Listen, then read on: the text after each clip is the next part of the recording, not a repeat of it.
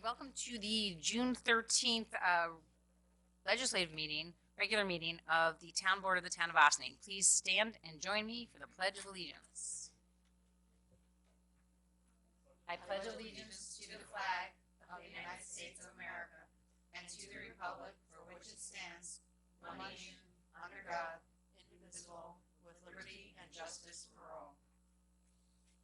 Stay standing for 1 second, and I'd just like to do a moment of silence for the young man who we lost, an Ossining high school student who we lost in a drowning accident at Croton River on, I believe, last Friday.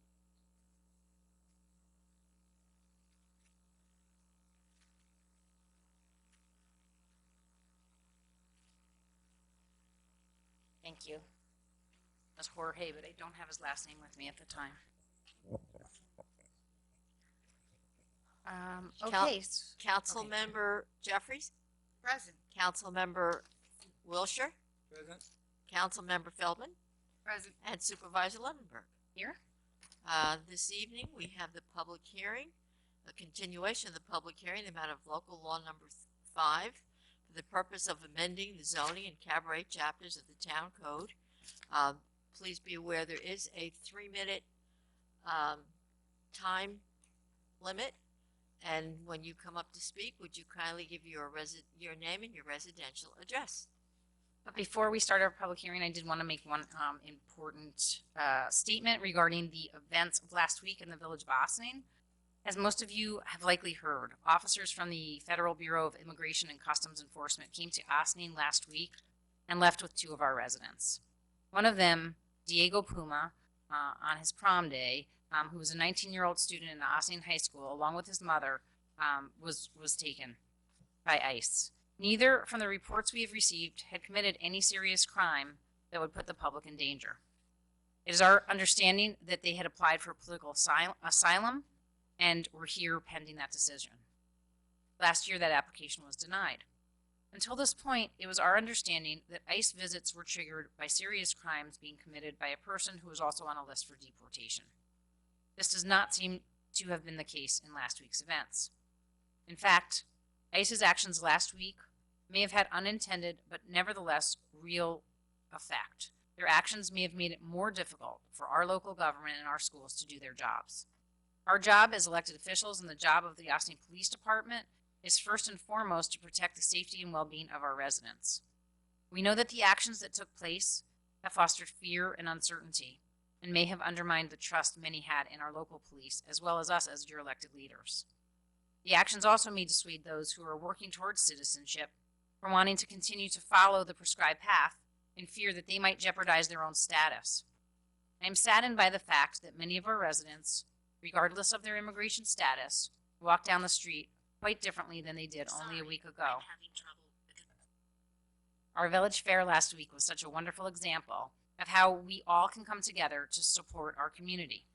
It is our sincere hope that our government can pass comprehensive immigration reform to restore the quality of life for some of our most vulnerable neighbors and friends who add to the quality of our lives. In the meantime, we hope that Diego can come back to finish his school year and graduate in Ossining. Do my colleagues have anything to add? Okay, thank you. Now we can continue with our public hearing, and again, Not on that, but I wanted to say the young man who did pass away through drowning in Croton, but he was an Ossining High School student. His name was Jose Luis Chapa Tenesaca. thank you. Okay, and now to our public hearing. Hi. My hope is that my 3 minutes doesn't start now, but all I could say is this, that I know that the town worked really, really hard to post no parking signs every place that allowed access to the Croton River, because we didn't want to have another loss of life for somebody who's down there picnicking thinking, oh, this river is a safe place to swim. So it's tragic that all of that effort went in and a life was still lost. And I would recommend that maybe what happens is all the signage get posted in English and in Spanish so that people truly understand this is not an innocent river in which to take a dip to cool off, because it's so far away from being that. I just And that's not a bad idea, but I just want to respond that the knowledge that we have is that the kids who were there were in a place that they knew was prohibited, and it was stated that it was prohibited. But kids sometimes do things that because they're invincible. So I know, it's really sad. it's really sad. Okay. I'm Jamie Black. I own a home at 35 Quaker Bridge Road in the town of Ossining. In terms of the artist live and workspace, at the special meeting, we were told that the city of Beacon was used to inform town of Ossining Local Law 5, artist live workspace. We called the mayor of Beacon and spoke with them at length. We asked how the artist live workspace was working. It's not, they replied. Why? It's not enforceable and we're replacing it. It's a failed experiment. Let's not deploy our limited resources repeating what another art-centric city has determined after many years does not work.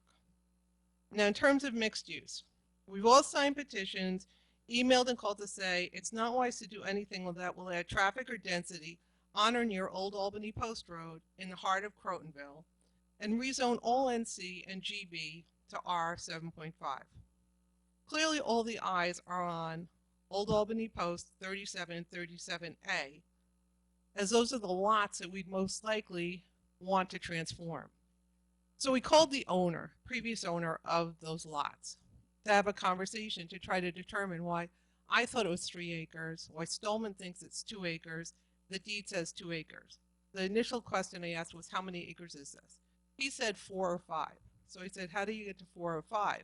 What he said was, the previous owner excessively filled in that parcel to create additional land.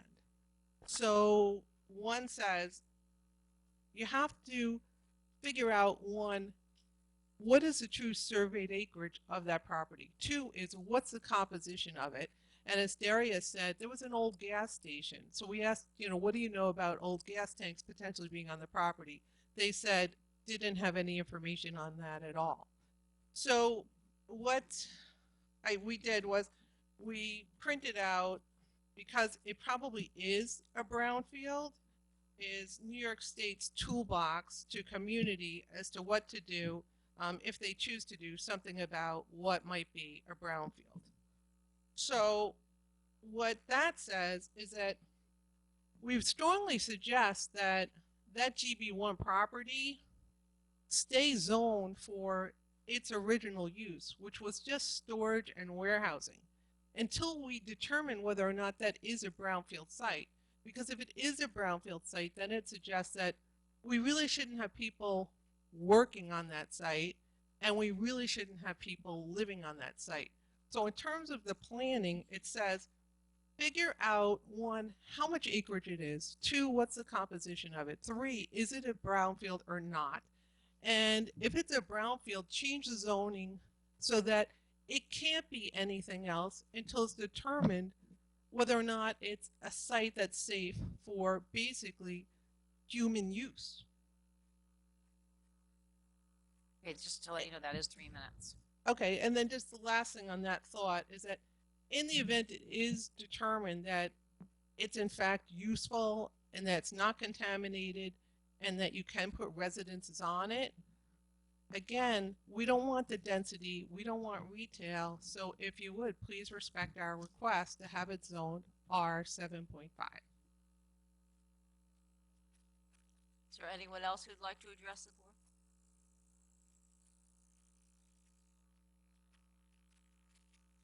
Area Gregg at 51 Old Albany Post Road. I'm just going to address, I'm thankful to Jamie for finding out this new information. I think it could be quite useful to the town. But the other part is number 39, Mr. Fiorito's property. We, the residents on the near that property, want to thank Mr. Fiorito for agreeing to make that into a 2-family house. It would be great if it was zoned residential, but he's going to make it a residential, and we have a thank you card for him. Oh. But we didn't zone it yet. Anyone else? Sorry. No, we can't cede your time to other people. We'll decide. I'd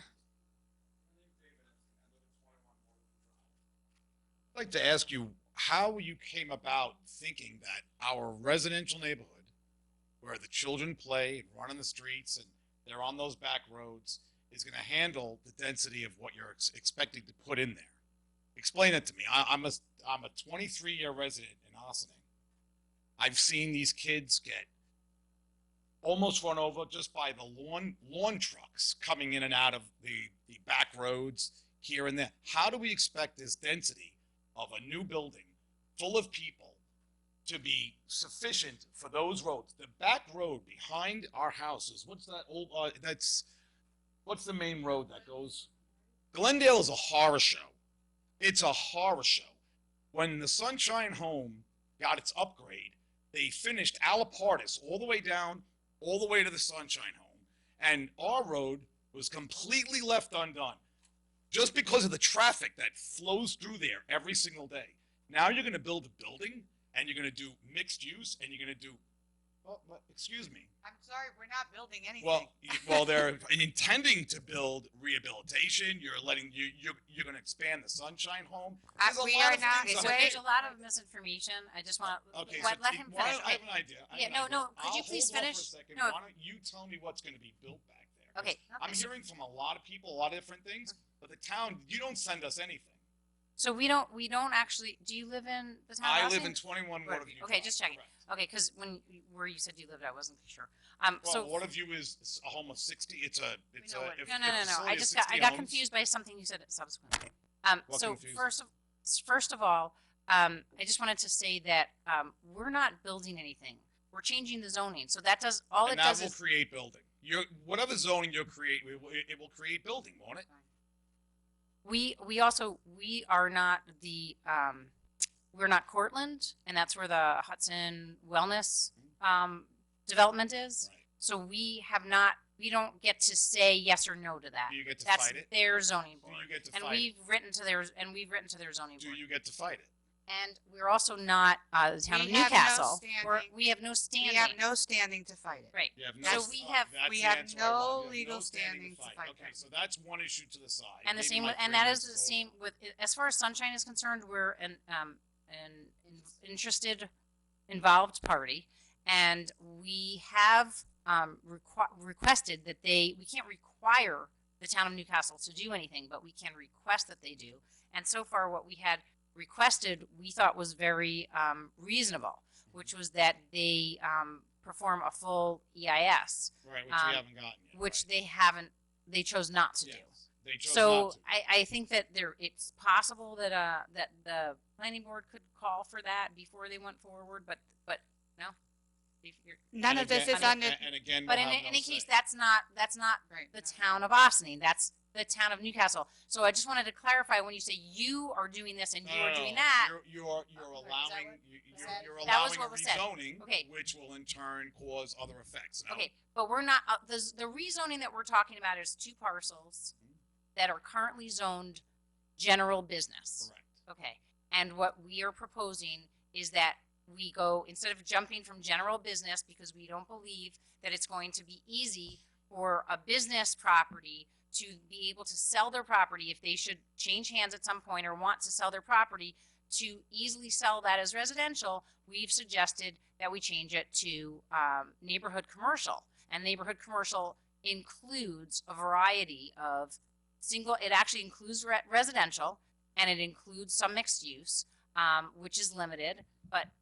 And we have asked our planner to come back to us to talk about what the maximum density would be if it were built out to its maximum, which we don't have yet. So that's where we feel like it was a reasonable. Our board has discussed this many work sessions and has come back with the understanding that this would be a transitional zoning move that would help us move from general business GB1 to residential. So that's where we are. What safeguards us in the future? So unfortunately, we can't do this back and forth because this is a public hearing. I just wanted to make sure that we had the facts correct because you were saying a couple of things that didn't seem accurate.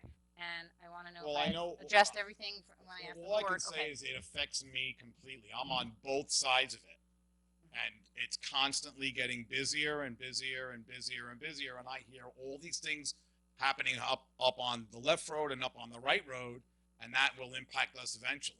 And it'll also impact our taxes, and it'll impact our resale of our homes, which is a problem, and our roads, because they're constantly traveling through our roads. I'll make a statement.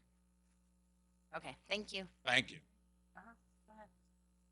I do just want to say that right now it's zone GB, so anything that's allowed in a GB zone can be built at this. I mean, right now we have a moratorium on building, but right now anything that can be built in a GB zone can be built there, and that doesn't sound like something the neighborhood wants either.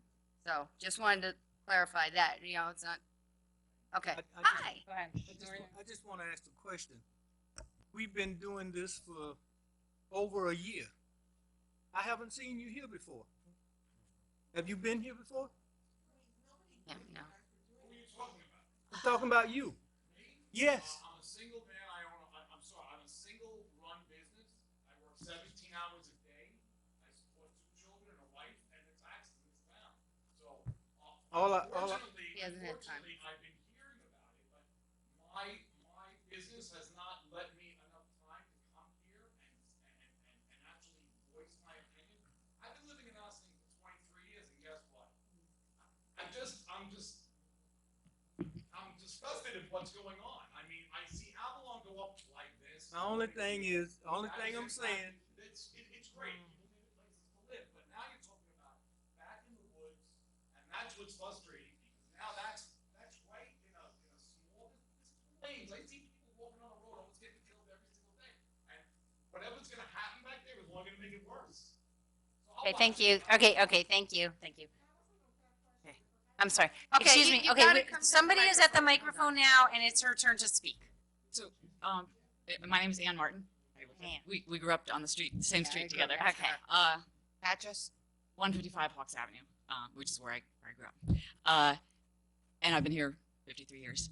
So, thank you for explaining sort of where it's going, and it hasn't been determined yet. Since you're trying to determining what the residential capacity would be in that mixed use, I guess this is a good time for us to weigh in. That hasn't been decided yet? Yeah. Okay, so I just want to just weigh in that where I live, my property is right above Sunshine, and their expansion, which is going to go through, is already going to have a big impact on traffic through the area.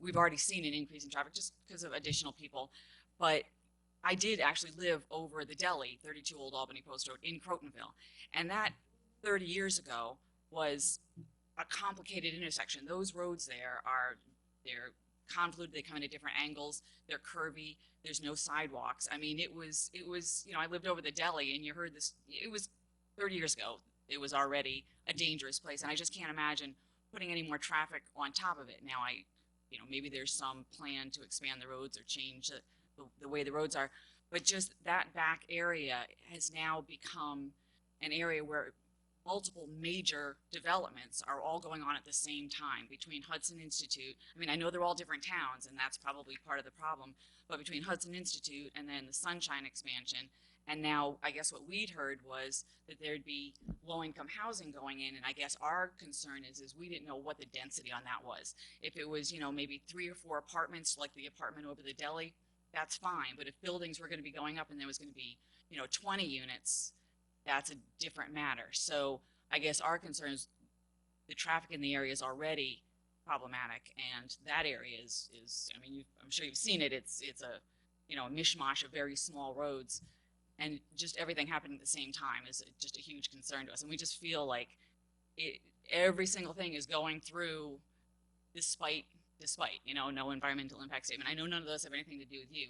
So we just wanted to weigh in on our concern about the traffic in the area. We didn't know what was going up. And I guess this is a good time for us to weigh in on our concerns about what you do with it residentially and what you allow, how much you allow it to expand. I understand that they have the right to build their property, but we'd like some constraints on it, not allowing too much capacity. So. Thank you. You can sit. I just need to clarify a statement. I'm not sure where the information is coming out about specifically that something's being built or that there's low income housing going on. There is no definitive anything happening. This is a change of zoning. This is not a development. This is not any proposal. This is a zoning change. And in fact, the zoning change is only for 2 parcels. And in fact, the parcels are actually zoned for general business right now.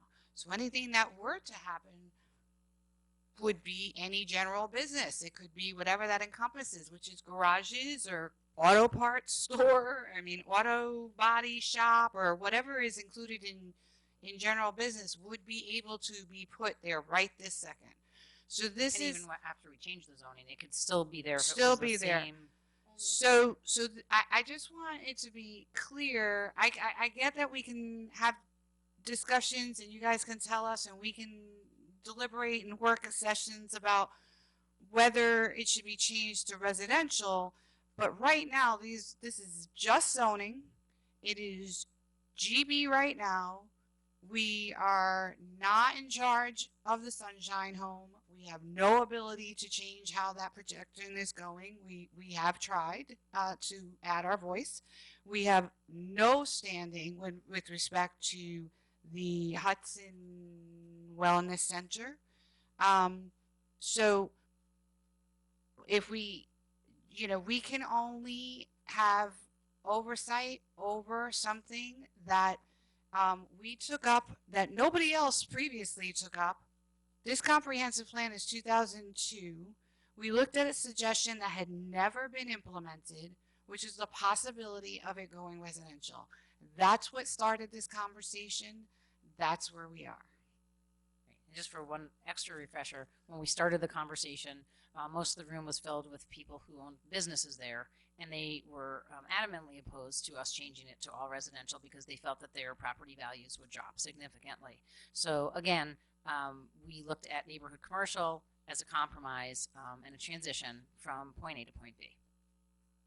One more thing. Okay, Okay, the current proposal only allows 2 stories, so skyscrapers or large apartment buildings are out of the question. And like we said, the maximum is 2 stories under the proposed zoning change now.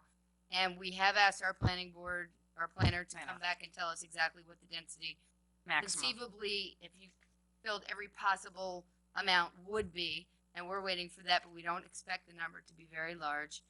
Also, even if we change the zoning, the people who own the businesses have really no interest in stopping what business they're doing. So the chance that they're going to change anything on those parcels is pretty slim for the next a couple decades, probably.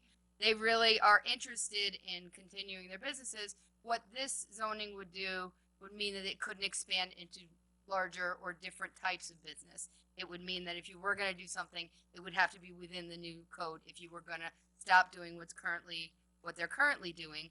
But what they're currently doing will be grandfathered, and none of them seem to feel like they want to stop what they're currently doing. So the chance of anything changing there is really kind of slim. Okay, sorry. Good evening, I'm Jim Levis, 35 Quaker Bridge Road. I do have one question before I make a statement. Did the assessor's office make a determination that the property values would go down? We have something that is laid out, that has proper factual basis and strong arguments and conclusions which we can look at? Just a concern of the owner. Well, then we have nothing. We have hearsay. We have individual bias. You have 119 owners who have signed petitions. You have 3 business owners, actually no more than 3, and certainly, and those are the property owners, so not business owners, because you also have a cartage company up there, which frankly I don't think even fits the definition legally as to what should be allowed there. All right. Critical issues. I think we need to stop investing time, money, and resources tweaking what was the right plan until we get some real hard facts and numbers. And this past year, we have yet to see those hard facts and numbers about what can be developed on that site. And now the further complication, which is the discovery of a possible significant difference in land size, which means both past taxes revenue as well as current tax and potential future tax revenues have yet to be corrected in whatever assessment you make. We have single-family residences being used as boarding houses and non-complying businesses. This is where your opportunity as a town is, as a village, as a town, either way, in terms of getting the right tax revenues from the right creators of burden on the school system. The schools are full, and so figure out why, and don't expect the taxpayers from the town to step up and pitch in if it is determined that the town did not cause the problem. You don't just go out and build new schools, raise taxes because you have no space. You look at where's the real culprit? The real culprit is, first of all, who is in our schools and where and how are they being housed in this community? Excuse me? What do you mean?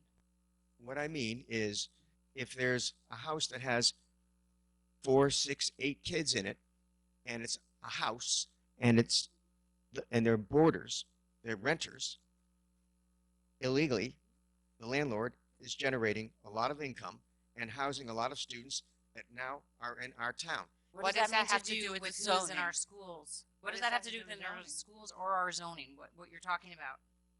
We're not enforcing the zoning we have now in this town. Okay, I don't. First of all, you're talking about the village. That's number one. And village. Secondly, Village, you're yes. talking about who goes to our schools, and who goes to our schools are people who reside in the school district catchment area. That's who goes to the schools. Okay. Irrespective of the fact that the owner of the property is renting to them, and he's not supposed to be renting to them. That's fine. But nevertheless, if you can just Careful. focus on the issues that All right, are I will. before us, which are the issues that we're talking Fine. about of zoning these. The town of this Newcastle area. wants to build out an affordable housing on the borders of their town. As you say, you don't have necessarily a legal, what was the word? A standing. The matter is that you may not be able to change what they're doing in Newcastle or in Cortland, but what they are doing, you have to be considerate of as the way the ultimate outcome is for Ossining. And so to say, well, we have no standing, so we can't change what they're doing, but that's going to nonetheless affect this community, its traffic, its safety, and as a result, you can't ignore it if you're going to then put more of a burden and move all that burden over to Crotonville. You're going to start to take all the Section 8 housing implications you talked about the other night. I'm sorry, you're shaking your head. Because this has nothing to do with it. Yeah. No, It really Please, does. You it guys- doesn't. Your 3 minutes are over. You're This- myopic, okay? I'm not. I'm sorry that you think, but it's not directly this. It's myopic This planning. has nothing to do with Okay. this zoning change. We are talking about changing general business to either residential or a neighborhood commercial. That is the issue at hand. That is what the public hearing is for. If you would like to say something specific to the change in the Ms. Black, I zoning, have not invited you back then- up. then that is what we're discussing. Okay. Is there somebody else in the audience who's not yet spoken? Olga Rivera, 16 Hillcrest Avenue. I have been living in the town of Ossining for over 25 years. And what's going on right now is horrible. The gentleman over here asked this gentleman up back there, where have he been that he learned about these meetings when you having this meeting for a year? Where have I been? I have not been notified about these meetings either. This is excuse me? The first time.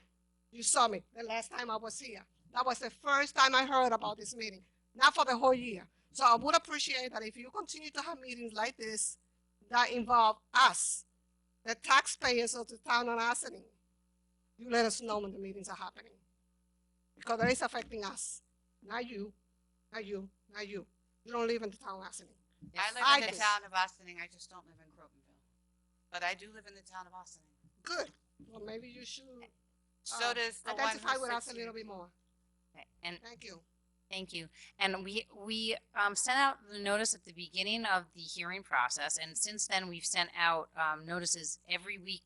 And every time that we have this, we send out via e-blast. So if you're not signed up for our email blast, please take the time to write down your email address and hand it to us, and we'll make sure that you get on the list so you know when we're having our meetings and what they will be addressing. And that goes for anybody in the audience who is not getting those e-blasts. At the beginning of the process. Is there anybody else who's come to address?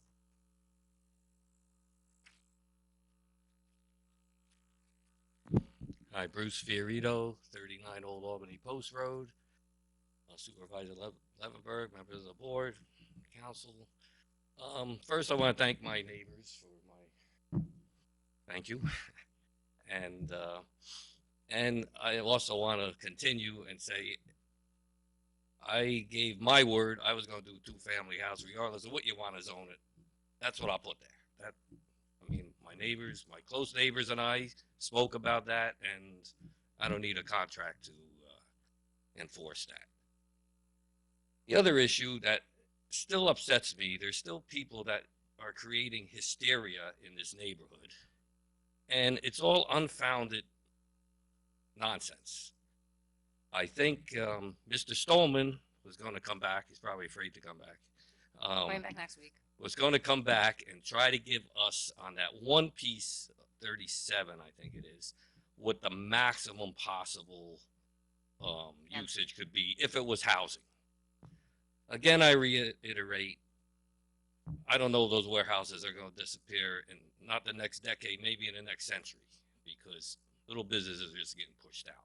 Now, as much as I appreciate we have new neighbors, been here 10 years, 20 years, 30 years. Well, my father started in this town in 1946.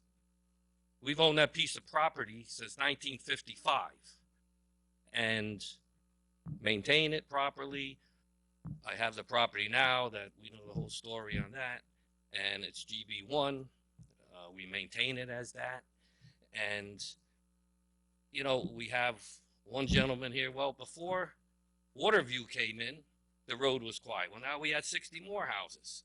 You know, everyone needs a place to live. So, and that's fine. I have no issue with that. But because one property is going to get a few more houses, but, you know, isn't the end of the world. It's not going to be Route 9. It's not a shortcut road to anywhere. It's not a cut-through road to anywhere. If they're speeding, if the traffic's a problem, it's the neighbors in the neighborhood. They're the cars that come through there. I mean, people from Route 9 don't divert there to go where? So, you know, when certain people say there's going to be an 8-story building, 10-story building, well, that's not going to happen.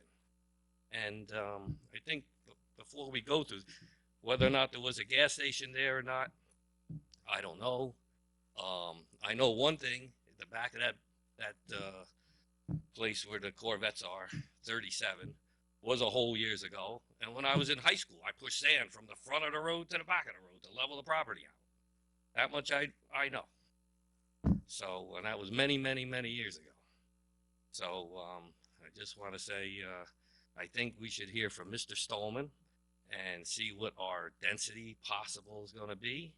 Then we can discuss that without creating all kinds of hysteria about things going on. As far as the Hudson Institute becoming a rehab center, so, well, this world needs those too. We need little businesses. We need rehab centers. You know, we can't just be a city of stores or just a land of tree houses. It has to be a mixed use. And we all seem to lose sight of this. So anyway, thank you for hearing me and have a nice night. Thank you very much. Is there anybody else who's come to address the board for the public hearing? Hi, my name is Saiwu. I live 5 Waterview Drive, so the next door neighbor to Crotonville. We moved there into 3 years ago, but we lived to the neighborhood since 2004 in Briarcliff Woods. So I'm familiar with the area, and I have noticed along the years, I see more and more traffic through the old Albany, Post Road, and so I just want to let the board know that whatever your decision is, I'm against the rules to put more traffic to this area because this road has been burdened already, and especially considering there are other establishments on the nearby neighborhoods, like the rehab centers, that's going to bring more traffics. I know it's not the fault of Austining, but I just urge you to put that into consideration as well. Okay, that's it. Thank you.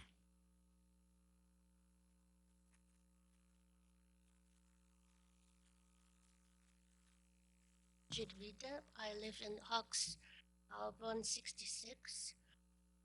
There is, when I have to go to 9A South to get, I get in a section which is impossible to get to 9A because you have to put or stop sign or something because cars coming and you cannot cross the road, especially at traffic time. Right. Which intersection? It's when you go on from one 134 and 9A, is that what you're talking about? At Kitchewan Road? Cross to. I don't think so. Are you talking about Kitchewan Road or are you talking about the other You're side? talking about Old 134? Albany Post Road on tonight? So, oh, you're saying 9A. 9A. 9A, yeah. So where? By the I'm cemetery? coming from Hawks Avenue. Right. From And I have- Hawks. Yeah, and I have to go to 9A. So she goes from, so you, Affected the cemetery. so you're going from Hawks to Kitchewan to Croton Dam Road. Yeah, and So you're saying Croton Dam Road to go left onto 9A? yeah, Right. and it's impossible. I just have to check it. It's a very tricky and intersection. what it will be later. Unfortunately, the DOT has done a ton of work with the lights. They've updated them. And there's actually, There is going to be a crosshatch section there that, I think they have to put a stop sign for people coming. Talking on Hawks Right. Avenue, turning That onto. Talking about they Croton. sell usually sausages. oh, Croton Dam, when you're turning from Kitchewan onto Croton Dam. Yes. I've asked if we could put a box. yeah, that's what I'm saying. They're going to be putting a box there. Because it's not possible. Right. There's a sign but we're going to put a box and then we're going to see if that helps. And then we'll have you come back and let us know. Although I'm there all the time. And also with the Sunshine Home, they getting water from, they will dig a huge well to get the water for, I don't know for how many people. So it affects our wells, water wells. And they will not say right now because they don't know because they didn't dig. They saying we will know when we dig. So it affects a lot of people who has well water, and they will be not responsible to help homeowners to. So I think the Austining help us to talk to Newcastle about water problem. Okay. Because then they will put some chemicals in it, and they don't say what, and Okay. it will go to Rotten River. Okay, thank you. Your 3 minutes is up. Is there anybody else who hasn't spoken yet who's come to address the board? All right, so I think we're going to adjourn this public hearing. I'm sorry, we're not having seconds this time. We have a lot of things to get through tonight, and we've heard from you many, many times, and there will be other opportunities. So the next, we're going to adjourn this public hearing until July 11th. I'm sorry. Go ahead. Need to, as discussed, we need to resend ML notices because of changes. Okay. Those notices have to be sent out 30 days. Otherwise, have to continue the hearing if you don't hear back from county planning. Okay. So my suggestion is you put it over a little bit longer so that get the additional information you need from Mr. Stallman, have a continuation of the hearing, and then close it rather than having hearing every week. Okay. So Yes. what's the What's next? the moratorium? July 25th. What's the moratorium deadline? Okay. Okay. So we're going to adjourn. I take a motion to adjourn this public hearing to July 27th. 25th, sorry. July 25th. Okay. All those in favor? Aye. Opposed, abstentions. If you have anything additional that you want to add that you didn't have a chance to do this evening, and you do not want to wait until the next opportunity at the public hearing, please feel free to email us your comments. Okay? Dana, wouldn't Tyler have measured the property? Every other property in town? We can find that out. Okay. But that doesn't necessarily get at the question. Yes, could you please get that to? All right. Thank you very much, everybody. We appreciate your input.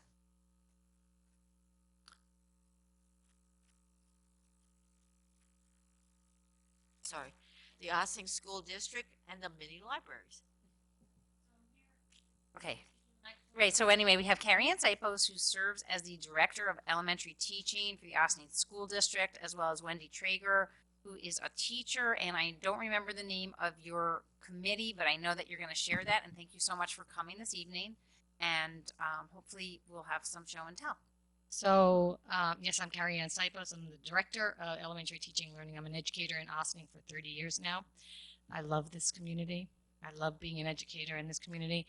I have a lot of dreams, and a lot of my dreams about my work as an educator have come true. A recent dream was to bring these delightful little lending libraries to the community, to put them in all of our parks, to put them in any place where the community populates on a regular basis, so that everyone in the community would have access to books. We're on a mission, a campaign to get everyone, and I mean everyone in the community, reading a lot. And so I'm going to turn this little presentation over to Wendy Traeger, who is a member of our action committee, and she'll tell you what that means and how this dream became a reality, and we hope that it can land in the community soon. Good evening. Hi. So I am part of the Action Committee, and really the Action Committee is pretty much what it sounds like.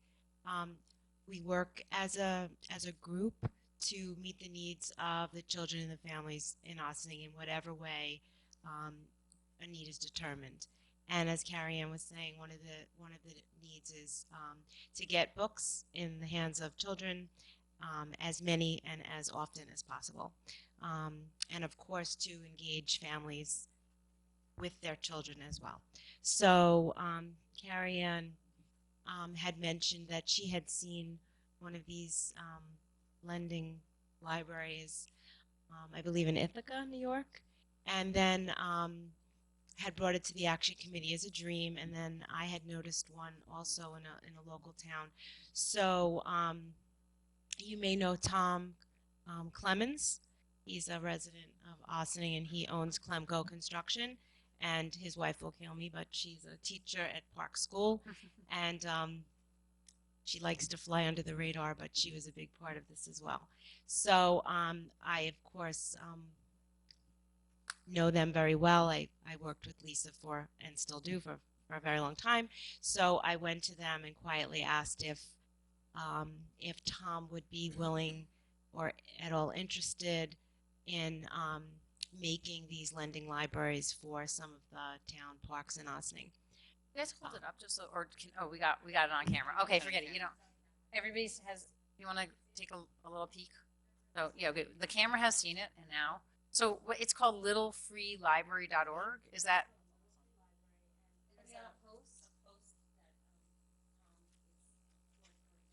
We can't hear you. You gotta go back. Okay, sorry, too many things. Okay. Thank you. It's beautiful. Okay. So, Tom Clemens does restoration, so I actually thought this would be no big deal for him. He could use some of the materials that he uses when he does restoration. But he and Lisa both very generously decided to purchase the materials from this little free library.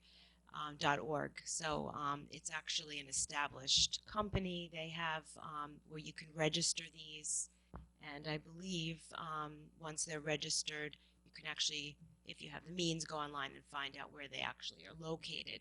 So Tom and Lisa very generously purchased 2 of these and put them together and painted them and brought them today and presented them as a gift, hoping that it would be approved this evening. And Tom is willing to install them wherever you thought would be appropriate. And of course, what's missing from there are many, many, many books. But luckily, of course, the staff in Ossining and the community members have donated containers and containers and containers of books. So we have lots of books to fill them with. And so we just wanted to share with you what it would look like. There is a post, as I said, and that would be added once it was installed. So this is the first time, I mean, that we're actually hearing the full proposal. We really appreciate it. It sounds very interesting, and I just want to give our board members a chance to ask questions. I know that some of the questions are probably going to be, how do we make sure that there's always books in there?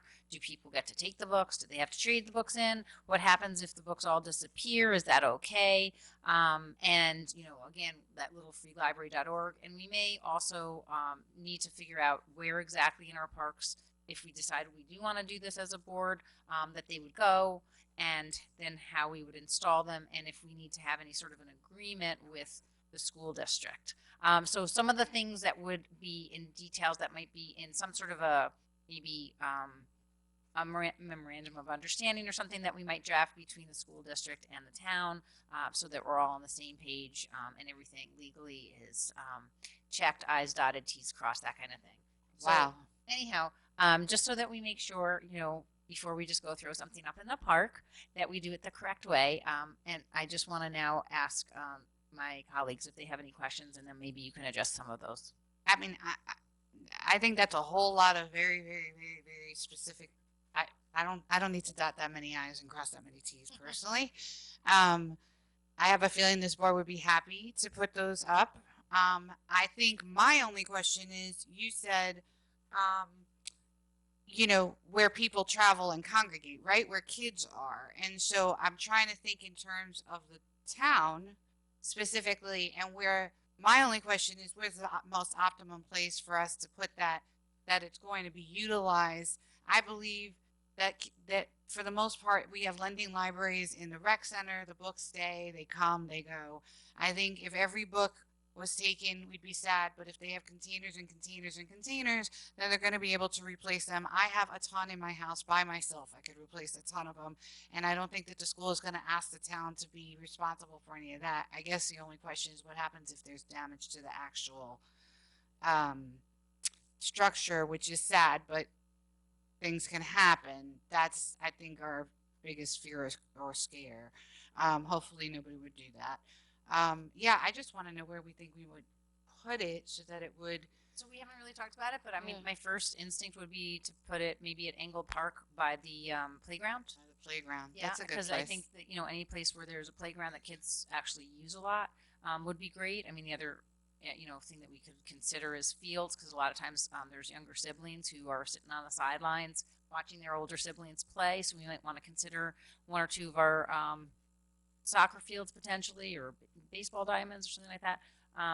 But obviously we're open to other suggestions. I'm certainly open to any suggestions that anybody might have, but I mean, Engle Park is the one that pops up first, and possibly the other one would be Gerlach, I guess. Gerlach. I just want to ask a question. Nobody said. Anyway, go ahead. These are to be set outside. Is that the Yeah. idea? Outside. All right. Oh, okay. Now, one other thing, and this is at your next presentation, you guys are gonna have to talk a little louder. Okay. Get closer to your mic. Okay. Because we can barely hear you. Okay. But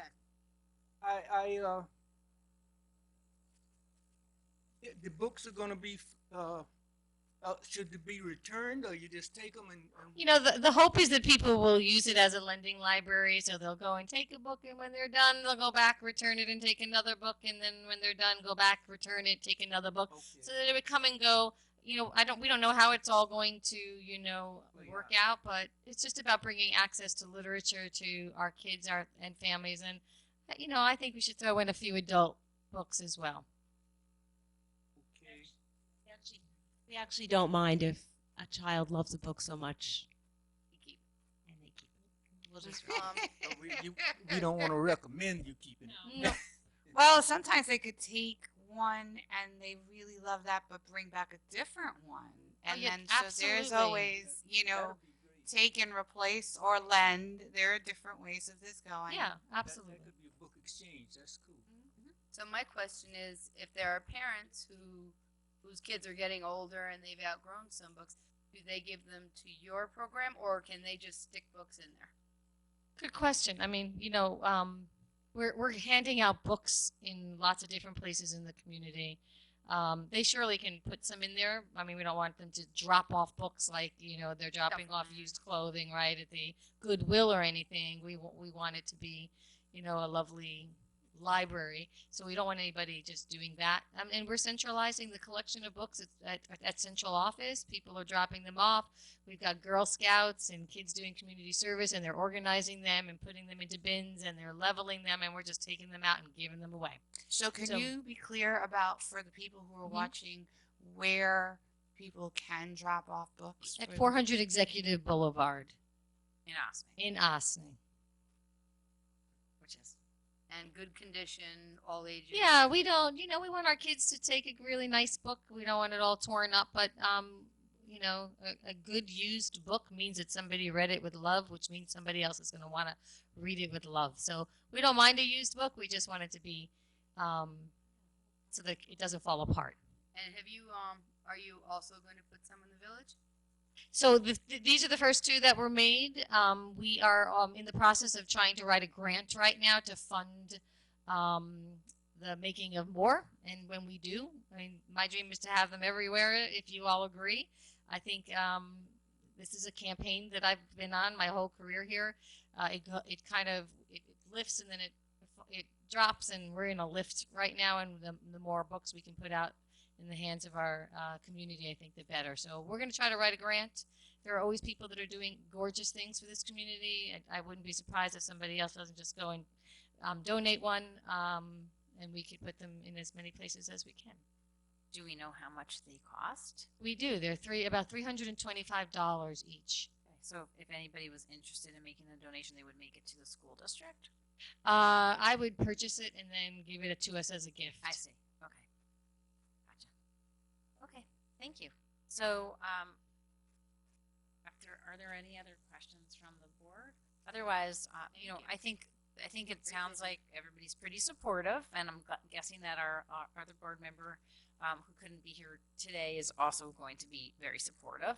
And so I think that the next step would just be for us to all collectively agree. And Councilwoman Jeffrey had mentioned Ryder Park might be the next best option, and there's a lovely playground area there and lots of fields, and it sounds like a great idea. So I think if tentatively we can sort of come to consensus about Ryder and Engel, those would be the two parks that we would recommend. We would. How tall are the posts? Is that a question for me? I don't know the How answer. tall are the posts? Just, well, I'd want a kid to be able to reach it, but Engel floods sometimes.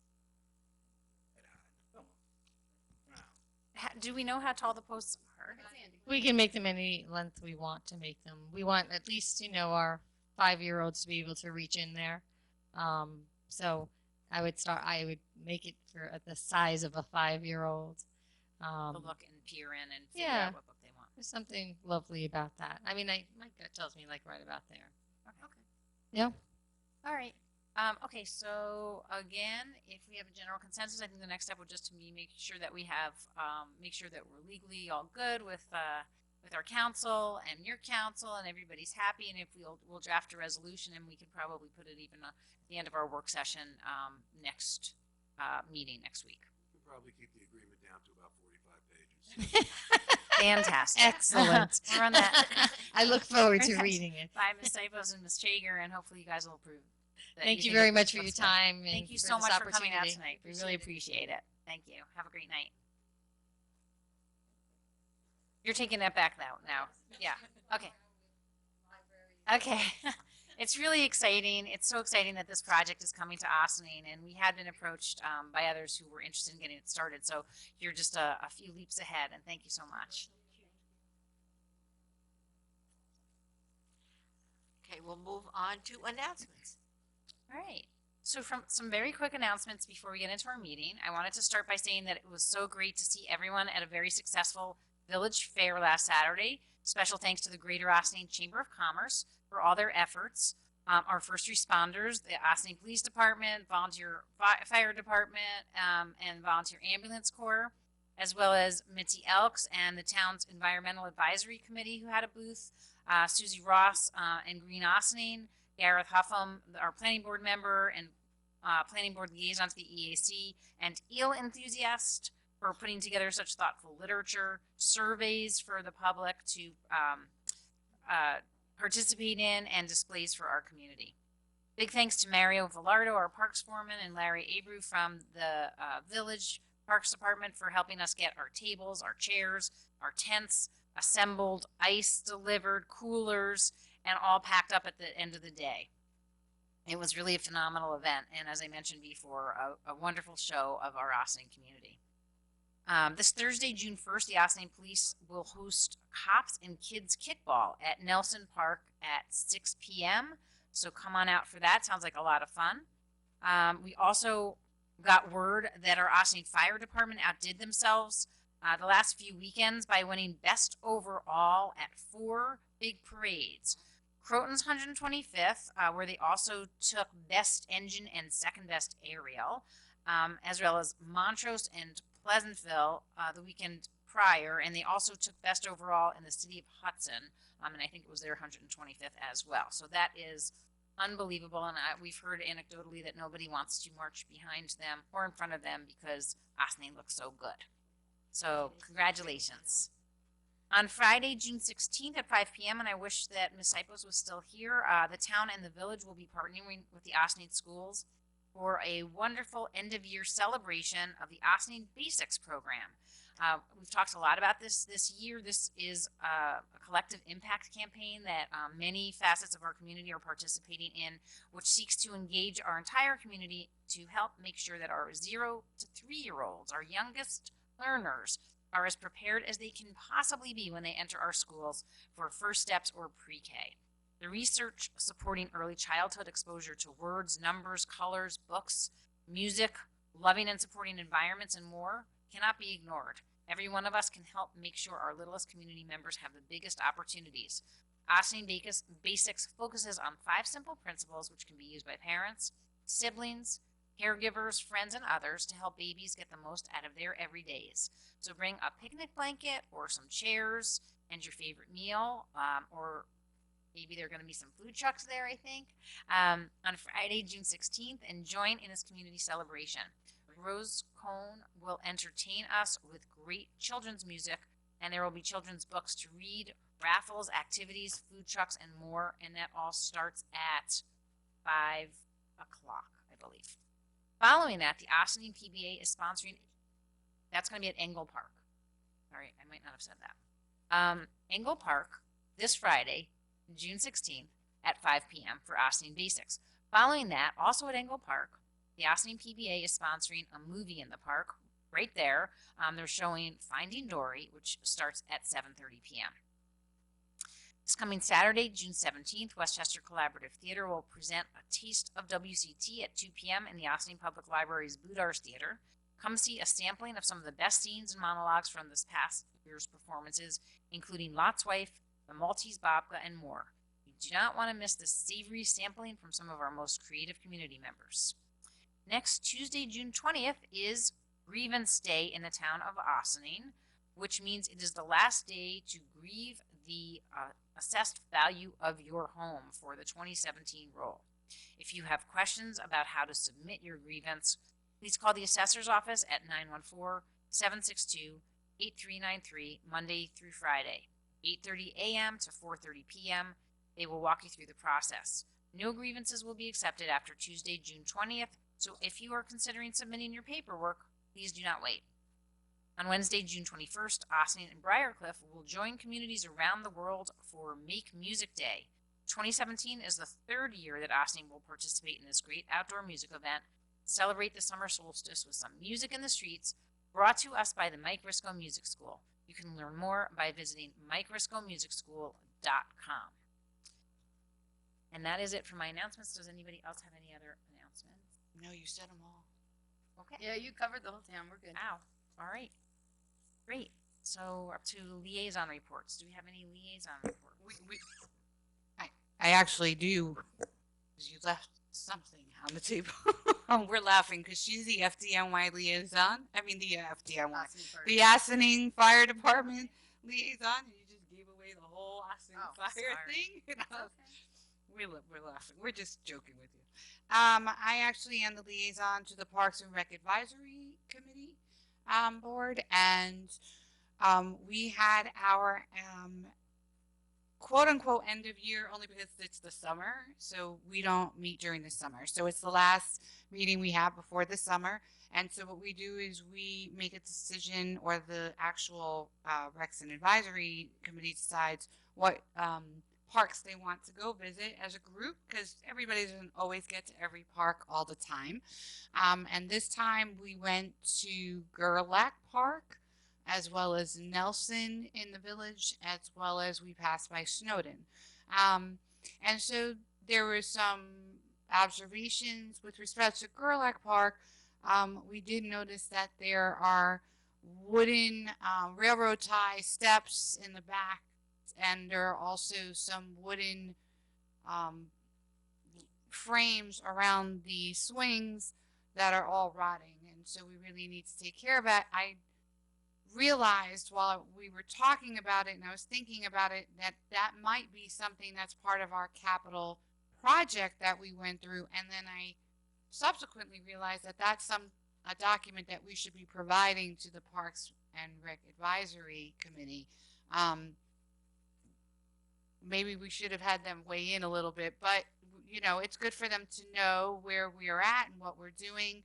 And then we had a really great barbecue for the parks employees, because they work very hard. It was the village ones that were there. You know, we'll start up again in September, and you know, also the big news is that the gym completed their new gym floor in the rec, and it's beautiful. And I hear a rumor that nobody's ever going to be able to bring any beverage or food on it ever. And they've also changed the mats that are around the wall, so they are now a kind of a burgundy color, which is more in line with the school colors. And it's really, really, really nice. So those are some of just the quick highlights of Parks and Rec Advisory. Great. And Where was that wonderful barbecue held? At the wonderful, wonderful Ossining Boat and Canoe Club that everybody should be going down to and becoming a member of. Thank you. Anything else for liaison? Okay. Hearing none, this evening we have our Superintendent of Recreation and Parks, Chris Soy, is going to give us a departmental report, an update on some programs, our concert series, and the work taking place in our parks, and maybe give some feedback, get some feedback from the board about the Ryder Park Pavilion. Good evening, Supervisor Levenberg, town board members. Too tall. Yeah, there you go. So yes, I'm here. I'm an infrequent guest of the town board meetings, but I'm here to report, and I'll provide a report primarily. What I prepared is a program update and kind of where we're at right now, and then I think I'll also support and provide some information collectively about the parks situation and some of the upgrades and great improvements happening in the park system. And then following that, I did have a prepared memo that I wanted to read, just addressing the summer concert series. So if that sounds like a plan. Sounds like a great plan. Okay. So our summer season is almost here, and the department has been quite busy in preparation. Obviously, with the school year coming to an end, there's quite a bit going on, and we're rolling into our one of our peak seasons. Our day camp program is set to begin on Monday, June 26th. Camp registration has been ongoing since late March. However, due to the need to make final staffing decisions, equipment and supply purchases, camp group assignments, etc., the final day to register is this Friday, June 16th. Any registrations received after Friday will be automatically waitlisted, and no further registrations will be processed at that time. If anyone has any camp-related questions, I encourage them to call the Recreation Department office at 914-941-3189. This summer, we also have planned a variety of offerings to provide programming after our day camp season concludes. We have a variety of specialty camps. Programs will include a creative art program and ceramics program at the new Cedar Lane Art Center, week-long trip camps that travel to area attractions, a mad science program, and a learn to play multi-sports program. All the details for these programs, as well as registration information, can be found at the community center, online at the Recreation and Parks Department page of the Village's website, and on our department's Facebook page. The Spray Park at Lewis Angle Park is now open on weekends from 12 p.m. to 6 p.m. Starting on June 26th, the Spray Park will operate 7 days a week from 12 p.m. to 6 p.m. Just make a note that during our camp season, during Wednesdays during our camp season, which runs from June 26th to August 4th, the Spray Park will open to the public at 3 p.m. due to our Little O camp day camp use.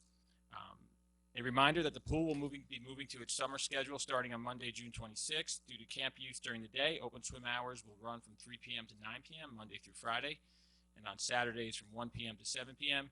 and Sundays 12 p.m. to 6 p.m. Once the camp season ends on Friday, August 4th, open swim will be available from 12 p.m. to 9 p.m. on weekdays. Please make sure to update your Rec ID card and open swim registration as needed. We are also offering a 6-week swim lesson program over the course of the summer. The program begins on Saturday, July 8th. Registration is now open for these lessons. For more information, again, you can visit the community center, our department page, our Facebook page, or call us at 914-941-3189.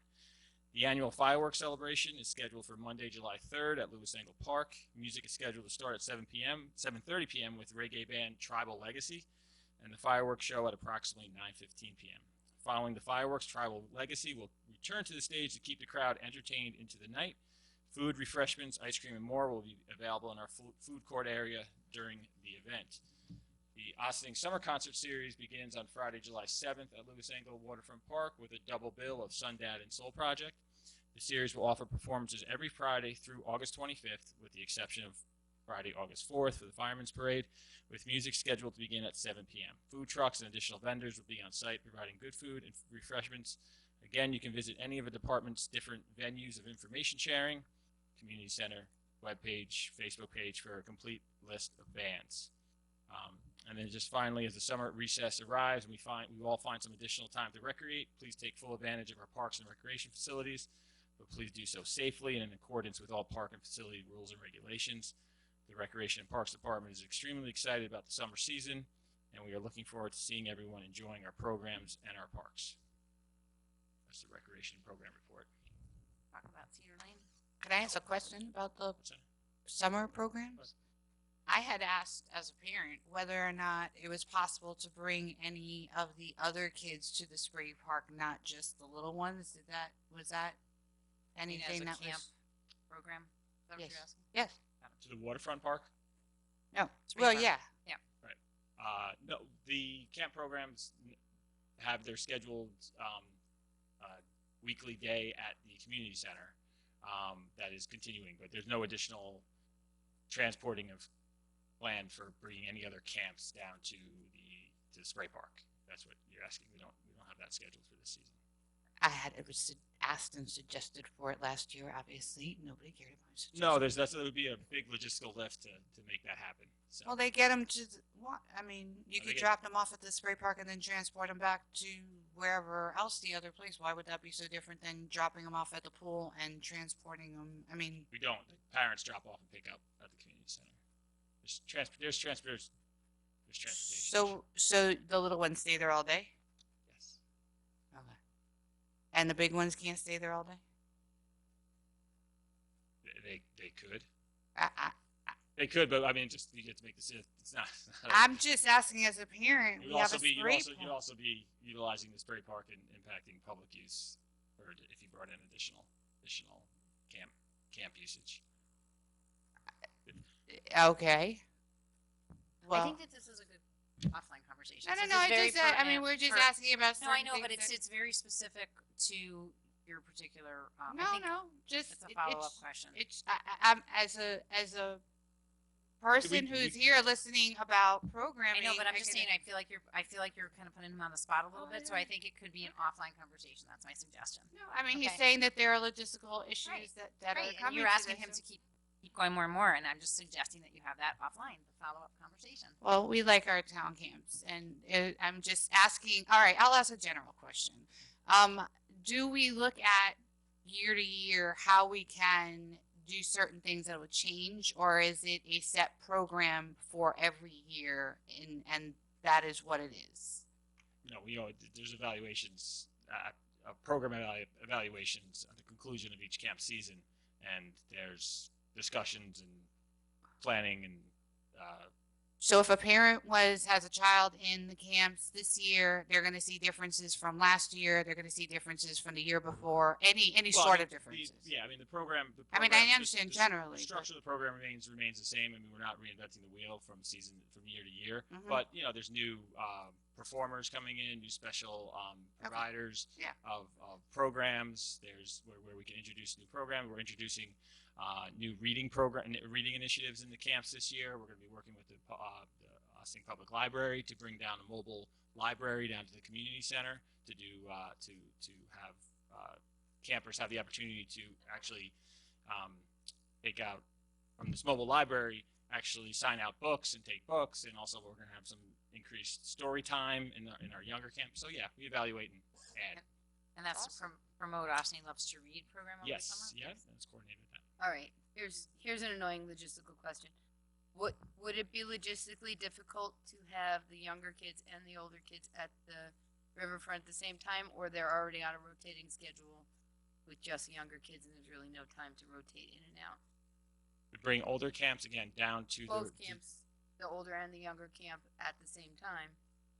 on the same site. Right, I mean, the younger camp goes down there, and I know they take turns going into the spray area. Is there just not enough time for another camp to do that at the same time? Yeah, I think the determination then it would be too hectic. Yeah, too large of a group. I think there's also the acknowledgement that those other camps do get their aquatics access to the pool and to the spray deck and the aquatics Okay. facility. So Just wondering. just management, the determination.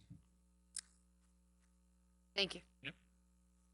Did you want to give any kind of little update on Cedar Lane Cedar Arts Lane Center? Arts Center. So Cedar Lane Arts Center, which I believe was April 21st. Or April 20 Well, that's when we had the opened. grand opening. The but grand the opening. The program started like a week and a half or something After that. So shortly after, in the early May, we rolled out our first season of programs at the Cedar Lane Arts Center.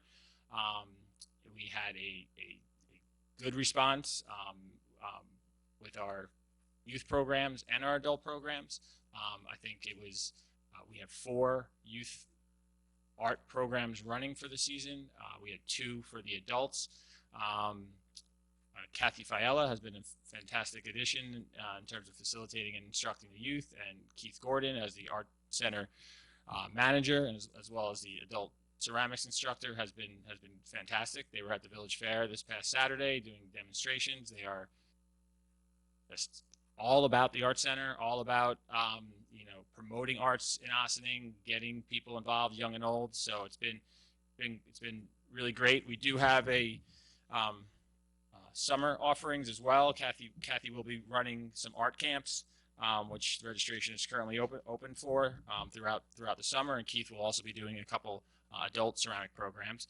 So that's where we are as we go into the summer season, and then look to the programming it out for the fall. We'll obviously keep going with what's working right now, but we're also have our arms open to additional additional programming.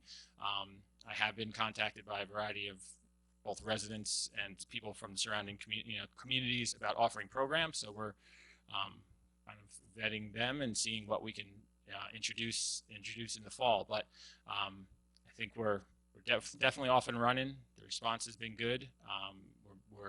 I recently met with both Kathy and Keith about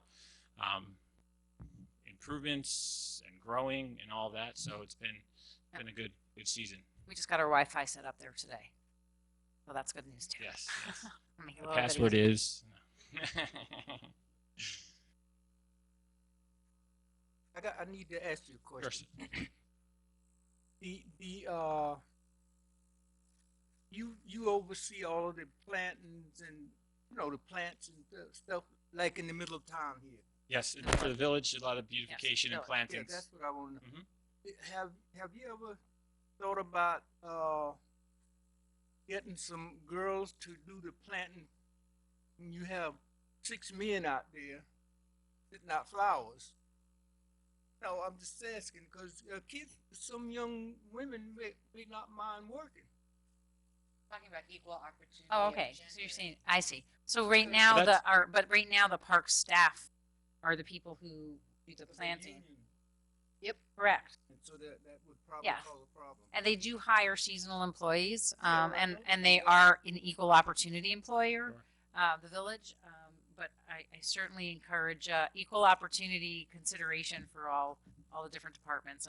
Unfortunately, we are certainly male heavy in our parks and our highway department in the town as well as the village.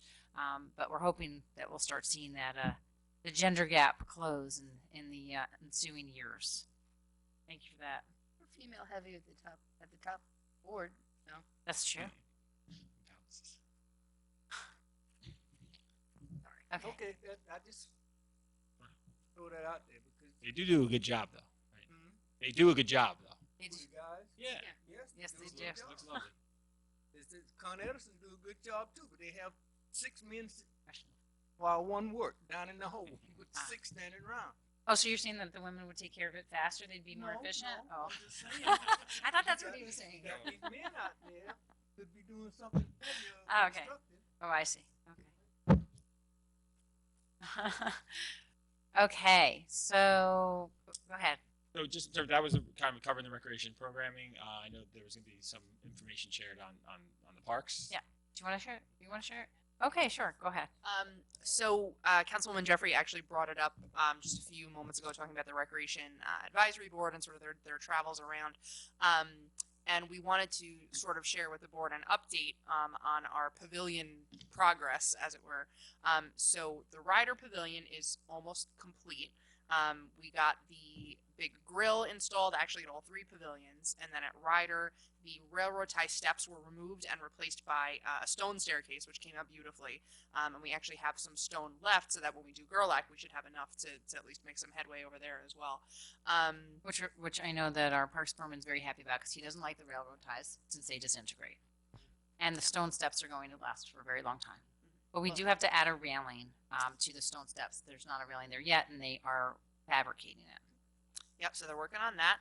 And then, like we mentioned, the grill is installed. And they were sending us many, many pictures today of digging the trenches all around the outside of the pavilion at Rider. We have a purchase order in for them to have a gutter installed at all 3 pavilions so that hopefully it'll let the floor last a little bit longer, because right now we're having a lot of runoff and a lot of flooding. So the gutters will be installed within the next 2 weeks, but they've done all the preparation work to get ready to sort of route all that water off. And then, is that it at Rider? The basketball court was ripped up. Yes, that's sort of where I'm headed.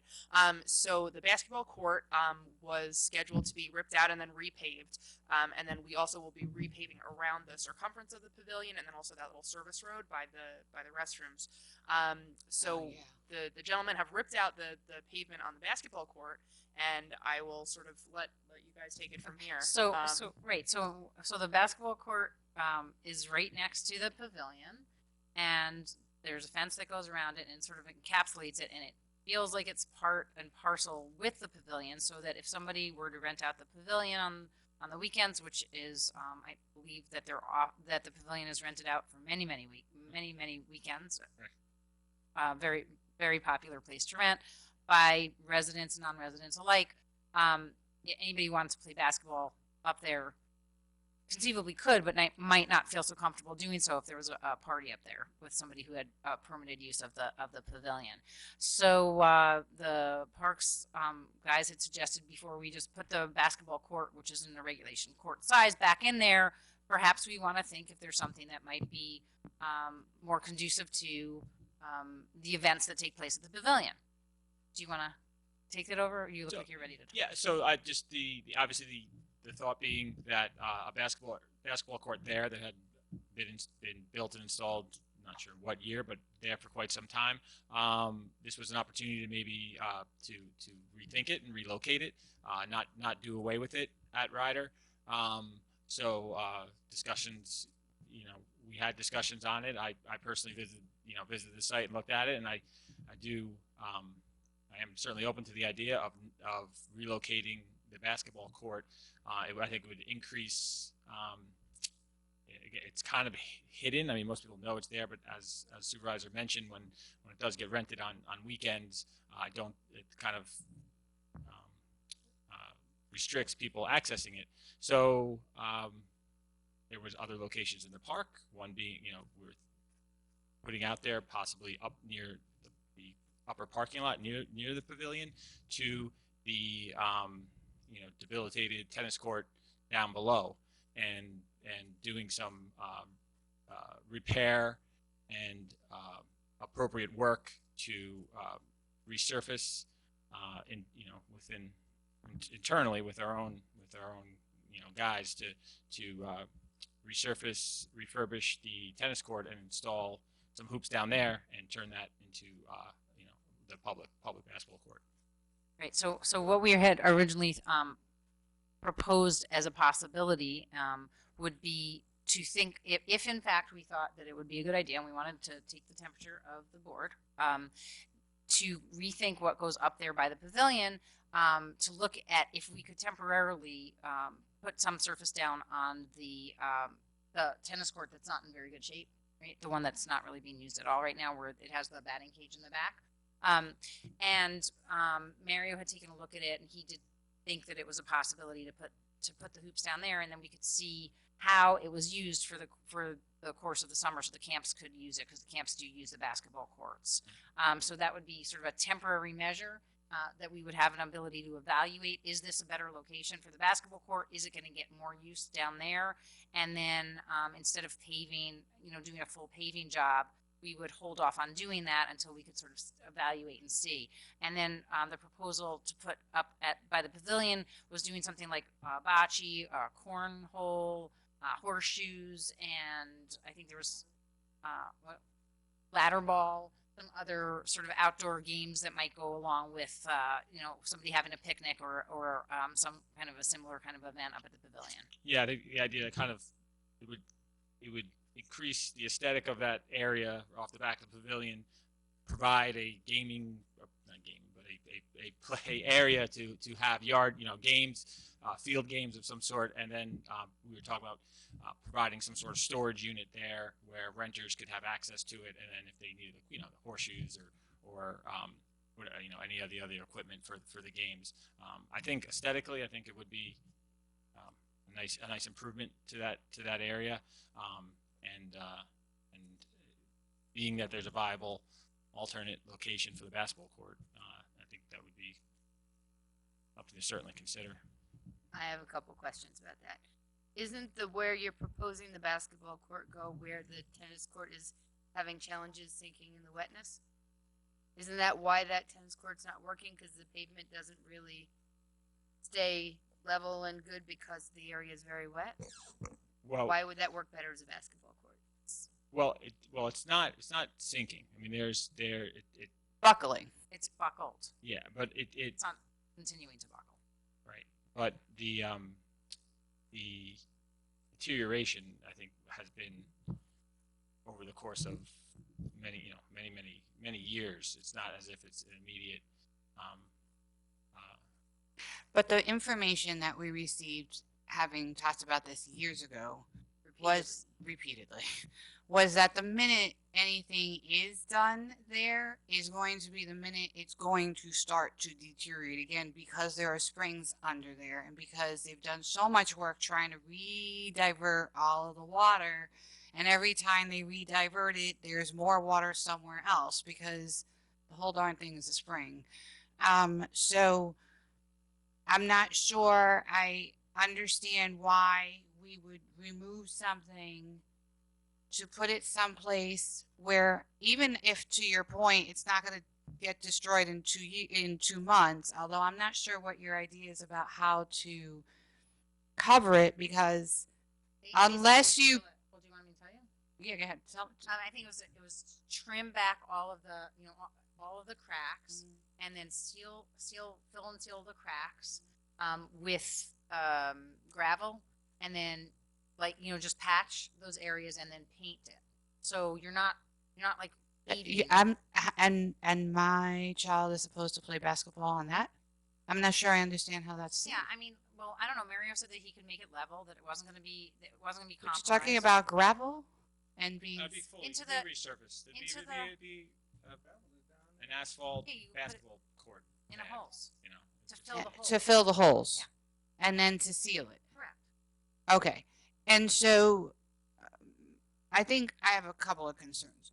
One is, I understand it's not going to disintegrate within 2 months, but I'm not sure how long it will take. And so what you are, the possibility is, what you're saying is taking out the basketball court where it is right now, not replacing it, doing this other thing. And once you do something different with that piece, like bocce or cob or cornhole or whatever, now it's hard to undo what you've done. Now, 3 years from now, they're going to go, oh, well, we're not going to put a basketball court there, even though the basketball court doesn't work here, because this isn't really a good place, because it's going to, that's the first problem. Can I just stop you for 1 second for that? That's Just the first. I know, can I just respond to that one thing? Go ahead. Before we continue? So again, the idea was to do a quick fix instead of replacing the basketball court and spending our own money to pave the old basketball court in a place that may or may not get the most traffic and may or may not be the most appealing place for that basketball court. What we were going to do is do a temporary measure, which was to just patch the tennis court so that they could play on that for the summer. And then at the same time, we'll have an opportunity to see if that's good. But meanwhile, there is another location, which Maddie had mentioned, up in the back of the parking lot, which would be a better, more prime location for the basketball court. If you'd let me finish my It's statement, not- I'd like to okay. finish where I'm at. Okay. The other issue is that I know that people who utilize that pavilion are for birthday parties. And so when you, birthday parties, christenings, all of those kinds of things, often that deal with young children. And so having that basketball court being right next to the pavilion is also a child safety issue. If I'm having a party, I'm not going to let my younger children go down to where the tennis courts are if we're renting out the pavilion. And I'm not going to want to go all the way there if I'm grilling, to go there to have to run after my kid who's over there. So logistically, for people who do know this park, have utilized it for years and years and know how it's set up, there is a incentive to how it's being utilized. I would also say that the camps also utilize it that way, even though they have programming where they use the fields and they do soccer and they do all these kinds of things. There is a part of them that utilizes personnel in terms of being able to be pulled so that they can be in the pavilion and maybe have lunchtime and have seen some of these kids who are done going into the basketball court. So some of it is just about how it's utilized for the benefit of the camps and for families and how they use it. So I'm hesitant. I'm not against it, but I personally am hesitant because I'm in that park a lot and I see how it's utilized a lot. And moving that basketball court, those kids use it. It's not like the basketball court that was down in Cedar Lane Park that nobody really used. Well, maybe, but the one in Ryder Park is utilized. That one I know is utilized. Absolutely utilized. And for adults, they can go wherever, so it doesn't matter. But it's utilized by kids whose parents don't want to go all over at the time. And is that space big enough for horseshoes? Yeah. Okay. Not croquet. Okay. You have other comments? I really have concerns. I mean, I've been in those parks for a lot of years, and it's a wetland, and I know, quite a few attempts at working on the drainage on those lower fields, and I know the tennis people have been asking us to restore that for tennis use. So if we were able to seal it and make it usable, why wouldn't we restore it for tennis use? Want to comment on that? That bottom tennis court, the one that we were going to consider for the basketball, for tennis? Because I think that the rec advisory board has actually weighed in on that, and they just want to rip it up and have a field there because it's wet. Yeah, I in terms of that lower basketball court, it's already been to the point of recovery for a proper long-term tennis court. I don't have the numbers in front of me, but I think we did get some estimates on what it would cost to totally refurbish it and make it make it suitable for long-term going forward. I think we've already, you've okayed the use of part of that court to become a batting cage. For Briarcliff Little League, that's there.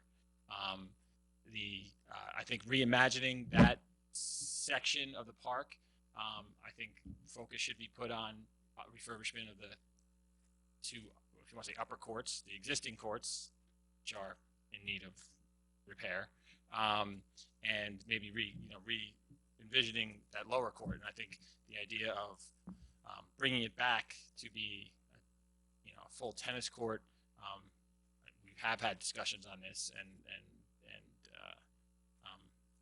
there were stronger feelings of just removing it and either letting it be wetland that it is, or but not to do all the work to bring it back to a four-court. I'm just trying to tennis court understand facility. why it's stable enough to be a basketball court but not a tennis court.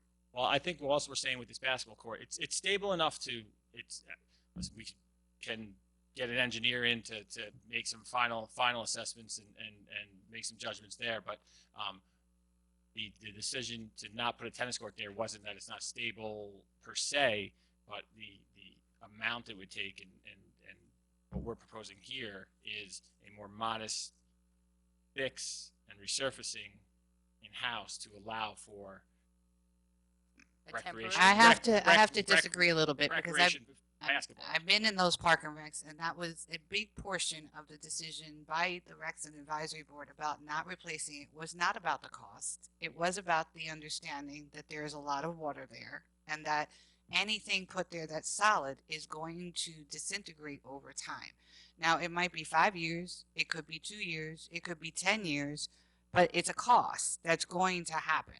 So, that's the conversation that I was witness to. Nobody was talking about figures, really. They were just talking about, why spend money to put something in there that's going to end up being a problem based on the way it is. And, we have had our engineer who's talked about rerouting, some of that water. But at the end of the day, every time we reroute the water, we end up, it pops up somewhere else, generally in the baseball fields. So,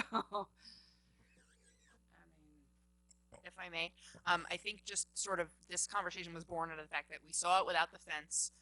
We saw how lovely it looked without that fence being there. And we thought before we spend between $6,000 and $8,000 to repave this thing, let's make sure that it's being well utilized and that we need it in this particular location. So that was sort of a soft entree into figuring out if the bocce and whatnot was going to work, because it's not going to cost too much to throw that stuff there and level it off to see if it gets used. And if it doesn't get used, then we can pave it over and spend the $6,000. I think that was sort of the logic behind, at least trying something before, spending the money on the paving. Be seeded in a lawn for bocce? I think that's what they had said, right? It would be grass with then like a pit. Box. They were going to Yeah, do like a pit.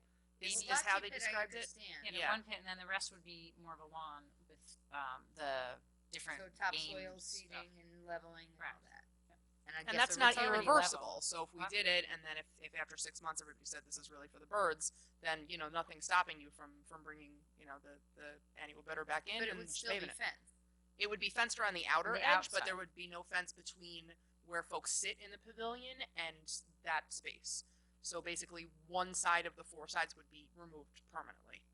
It was kind of makes it more of More an of an open concept. and more accessible to people who are sitting in So the the balls pavilion. can get into the barbecue. Good. What balls? What balls? The Whatever bocce the kids are balls? playing. Oh, the basketball.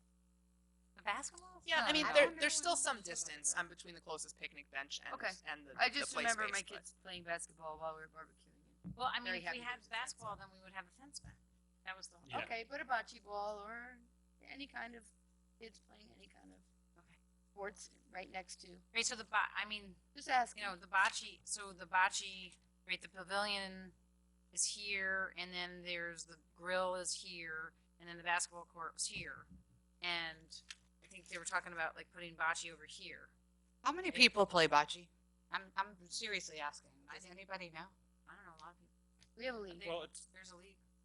There's a league. It's a Well, fun, we have a it's a couple fun of- family game. Yeah, well, we couple have there's bocce courts at vets that get regular use, but it's I girls. mean I don't know if it's We're not.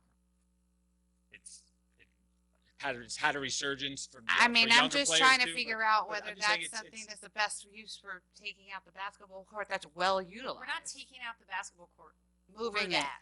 We took out the basketball court because it needed to be repaved. No, I Now understand we're that. looking as an opportunity, as we always do, and I think we should always continue to do, is not just always do like we did because it was done that way, but take an opportunity to sit back and say, wait a second, is this the highest and best use of what we have? Is it better? Is it more conducive to do something else there? Or is there a better place to put the same thing and still get the use? Now, I appreciate all your input because I think that, having I'm used, the only person who has young children here.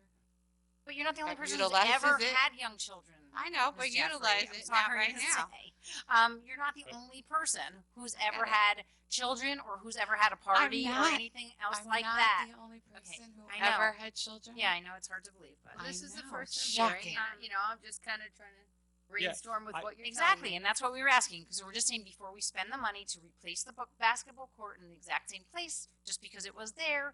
Is there another way to think about this? Is there a better place for the basketball court where it's going to get more utilization than it currently does because it's somewhat hidden, and at the same time make something better for the pavilion? So again, that's where we were going with this conversation. But again, I feel that that from the two of you who have weighed in more loudly than Mr. Wilshire over here, that you think that we should just leave it the way it is. I think we should leave it the way it is. I just want to ask a question.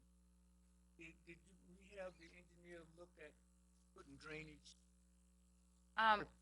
Up there, in that's the- not in been a the- problem. At the lower court. The court. I said up there. I'm The talking. are you talking about the tennis court? Yes. Yes. Well, we have asked. Paul Frioli actually does believe that it could be re-engineered. He thinks that we could fix the drainage Because there. the water is there. It should be able to direct it. He to believes wherever that it he believes that we could redirect it. I know, but every time you redirect it, you Now, end how up with many the water. times How many times has it been redirected? A Four or couple. five, please. There's how many? You know 4 or that. 5 over my lifetime, yes. Absolutely. There are I've watched culverts it get there. dug up repeatedly Absolutely. over my lifetime. The tennis court. That No, wet the area wet- at no. the bottom. there's How the one area culverts and then are. down where the tennis courts are, yes. And they've tried many different ways and many different pipings and gravel, and they've resloped it and they've planted Well, I it got- and they've done quite a few different other thing. reiterations of Yes. how that would work over my Do we lifetime. have a dump truck and bring in some dirt and fill it in It's a and flood. forget it? That That doesn't would work take for care of it. wetlands. You have to. Are we also ruling out the idea of using that corner of the parking lot as an area that could be fenced off and used as the basketball court? So basically, if you exit the pavilion and the wash station is up the hill on the left-hand side, we're thinking just opposite that on the right-hand side where that little path cuts through to, I think it's Stonegate. That's an area that's like relatively flat. That would also be a good space that, definitely has a line of sight. In the to middle pavilion. of the parking lot. It's not in the where- middle of the parking lot. It's in like the very I don't- bottom corner. any part of the parking lot where there are piles of all kinds of things. So here's the comfort station, right? And here's the path. Yeah. And it would be sort of like, it's sort of like here. In front of the comfort station? Yeah, in front of the comfort station. Right, so here's the pavilion, right? You're with me on this, right? I do. I know Yeah. exactly where you're. And this is the parking lot. Yeah, but that's the other thing. So now you have a basketball court. Cars come here to the parking We would lot. fence it off. And now so now I can't have my kids if it's a now it's difficult. But you're because now saying you have that traffic. you're always babysitting kids from the pavilion. That's what you're saying. You have to be at the I'm pavilion saying that when anybody your who kids are rents- playing. When you're renting the pavilion, you tend to be at the pavilion. But when you rent the pavilion, you're not renting the basketball court. But you're utilizing it generally because it's there. Can we say that many people utilize the basketball court? I think that the comment was that's where it originally emanated from, is that not a lot of people use the basketball court when they rent the pavilion. I don't know that that's true at all. That's Like a- who that's a has question. who has made that determination? I've been to That's what we park. heard from our I've parks been guys. to. That's what we heard from our parks guys. They're not there on Saturdays or Sundays when they're rented. Sometimes they are. Not on the Sun. I've been to birthday parties that are at that pavilion. The kids use the basketball. Yeah. Did you use the basketball court? Kids were all over the place. And I don't. Young kids are not able to be too far all over the place. It depends upon what your age group is. Do we want to maybe add this to our work session agenda for next week, just in Well, the interest of yes. time? I have to say that the reason that we were trying to get a decision tonight was because we were just going to go ahead with paving as it was originally planned. But again, our parks guys brought this to our attention, and they thought that it was an opportunity before we went ahead and paved it. They wanted to consider if you wanted to do something else. Correct. So again, if we have general consensus that we just leave the basketball court there, I think that's what we should just go ahead and do that. I just have too many concerns or questions to go in any other direction right now. And if this is a decision that has to be made right now, then I would say go back to what it is. All right, That's well, we'll my discuss, decision. we'll just discuss with the parks guys what it would mean to leave it sort of blank for a little bit longer, like not finished. But the camps are going to start. So how much time are we talking about? 2 weeks. Are they going to have enough time? They're probably not going to pave it next week, even if you decide to do that tonight. I Okay. don't think they're ready, so you probably have at least another week before they get the papers out Is it there. going to be ready for camp? It, hopefully, it might be. Not, it'll be a week later. Or if not, it'll be just a week. Okay. Won't be. I mean, that's be inconvenience, but I mean, they'll- I mean, it would be nice for us to have our parks guys do things that are in time for major things that are on the calendar that aren't surprises, like camp starting. It's not a surprise. We've been talking about it with Chris. Not a surprise. Surprise to the parents. None of the parents know. So who's more, I mean, like, it's great that the superintendent of rec knows, but all the parents who have kids who are going to be there and the kids who can't use the basketball court, they don't know. So that's the kind of lack of communication that when parents drive up and they see the mess and it's not done, that they don't like. Because they don't like surprises. Okay, we'll make we sure don't know that, that's going to be the case, though. We don't know that that's going to be the case. Well, I understand that. Right. I'm just, Discussion right now, we don't know that's going to be the result. and I was just told by my budget officer that it's possible. So I'm saying that, Communications can be made. and we should make them. And we should hopefully get it done in time so that our camp is in a place that. okay, we're gonna move on now. Okay. All right. So anyway, thank you for It's that not hard, guys. conversation. It's just not. Okay.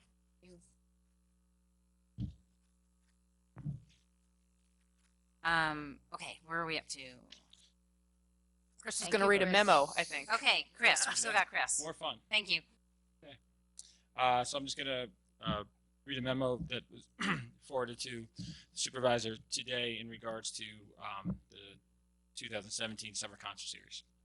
I would like to take this opportunity to address the Summer Concert Series band selection process and subsequent booking of concert dates for the 2017 summer. The recent response from some residents in reaction to this season's lineup, although understandable to a certain extent, is concerning as it involves inaccurate information and intrudes on the appropriate management of this special event. The concert series is currently a Town of Ossining funded program that is run by the Ossining Recreation and Parks Department in coordination with the Town Supervisor's Office. This program is intended to provide an engaging and entertaining series of concerts over the summer season that highlights our beautiful waterfront park, promotes music and arts within our community, and allows family, friends, and neighbors to gather together and enjoy an evening of music along the river. The band selection process from the start has a supply and demand issue, with many bands seeking an opportunity to play in a limited number of concerts. In 2015, my first year as Superintendent of Recreation, it was evident to me that there was community members with a direct interest in the summer concert series who felt that the process in selecting bands was limited, closed, and possibly biased. Although I did not share that view completely, I did see an opportunity to expand the input that invested community members had in the selection process. In 2016, I, along with the Supervisor's Office, distributed a band selection survey to members of the Ossining Arts Project, formerly the Ossining Arts Committee, a committee specifically organized to bolster the arts in Ossining.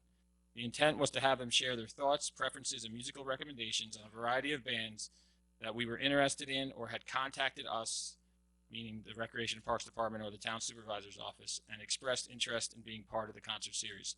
This process allowed for more community engagement and was greeted positively, with some future recommendations and suggestions by the members of the Ossining Arts Project. The process was duplicated this year, and in April, a preliminary list of bands was selected for a 7-concert series. Again, the intention was to gather additional input and feedback from committee members and select a lineup of bands that were talented, entertaining, and representative of diverse musical genres. There was also the continued goal to highlight Ossining-based musicians where possible and to bring in a variety from year to year. After the bands were selected, along with the proposed dates, the booking process began. Booking bands involves the selected bands being available, agreeable to the logistics of the event, and willing to perform for our offered performance fee. This is where things can get complicated. This year, there was a handful of bands that, although interested and selected to perform, are not part of the final concert series lineup. As already described, there are factors that come into play when finalizing a booking, and for one reason or another, it just doesn't work out. This is where some of my concern lies. When the people given the charge to make the selections, manage, and execute the concert series also make the effort to be inclusive, open, and community-oriented in the selection process, are being pressured that a particular band must be part of the series, even when that band was selected and given opportunities to perform, what does that say about the process? Does this mean that there are bands that must be part of the series every year? Are we to establish a must-book list of bands that gets first priority when booking a concert series? If that is the case, then I would like to establish that list in order to be open and transparent to the community and to the performers and bands seeking a slot in our concert series. If that is not put in place, then there is a possibility that a band, no matter how supportive, involved, and talented they are, ends up not being part of a given year's concert series due to reasons beyond just being selected. I would certainly support the process of designating some of our local bands as priority bookings due to their high level of involvement in the Ossining community, and when performing as part of one summer series, when not performing as part of one summer's concert series, are given priority the next. Quickly looking to next year, there have already been conversations with the Ossining Arts Project to have them involved in soliciting more bands through a request for submissions process, where the overall process, although not significantly changed, would be more formally expressed. I appreciate the time Supervisor has taken, along with her staff, in working with the Recreation and Parks Department to make the 2017 concert series lineup one that I believe the community would thoroughly enjoy, and I look forward to continuing our collaborative efforts through the upcoming summer season. Thank you. Want to comment? Yep. Want to comment? She can go. Okay. Okay. I'm gathering my thoughts, so go ahead, Kim. I think my first question is, I happen to know who the Ossining Arts Project, I know who some of them are. I don't know the whole project, but I'm wondering, as much as I believe in cohesiveness and all of that, I'm not sure that I understand why that particular committee was chosen to weigh in on this, considering Yes, it is Ossining, but they are a Village of Ossining committee that was brought together by a village trustee who kind of wanted to bring, you know, the arts more into Ossining, which is great.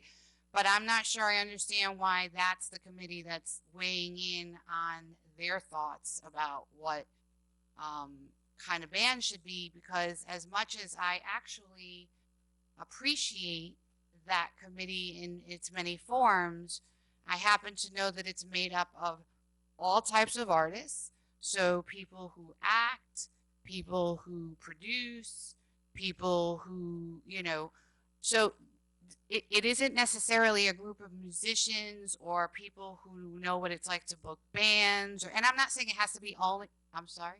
Nor should it be those. I never said it should be exclusive to that, but it also seems to me interesting to be, you know, people who are completely far from that. I mean, you know, if I act, I don't know necessarily that, I mean, I don't know why somebody who acts has a better idea of what kind of bands it should be than I do. I'm not sure how there's, so since I know that the two of you decided that I'm not really just looking at you, I'm asking you too, you know, what can we do to have a more town oriented input to this, and who can we reach out to from on our own and determine that if that's how this is going to work, where there is just not the two of you inputting, which I appreciate. I appreciate that maybe it's not just you guys, that it's been, you know, spread out to be a little bit more. That would be my first question, or request. My second question would be, and you can say, because I don't know, when it comes to the process, is that laid out from the beginning? Is it, dear band members that have asked us to be part of our concert series, this is what's going to happen. Here's your application. This is the date by which you have to respond to. We will be having the following, or we will be taking a look at the applications. These are some of our criteria. We will be providing you dates, and if you cannot have that date, then we may not be able to have you. Is all of that laid out? No, as we a don't- process? that's Okay. not part of the process. So, well, Again, no, that's one. you just said that That's if a way that you could do the process, but the other process could be we just call bands and say book them here. Book. I mean, they're for us to book bands. Again, the established process was the Recreation Parks Department just contacting bands and just saying, "Are you available?" and that's Are you caused available and this breeded day? problems. Are you available this So day? my question, We made efforts Yeah. to again engage. so the answer is no. The answer is That process specifically that you does laid not out, exist. That's correct. Okay. So my observation over the years has been that part of what breeds some of this conversation is that the process is not transparent. Whatever that process is, whatever it's determined to be, whether it is this is the date by which you have to apply, this is when we're going to be reviewing and getting back to you.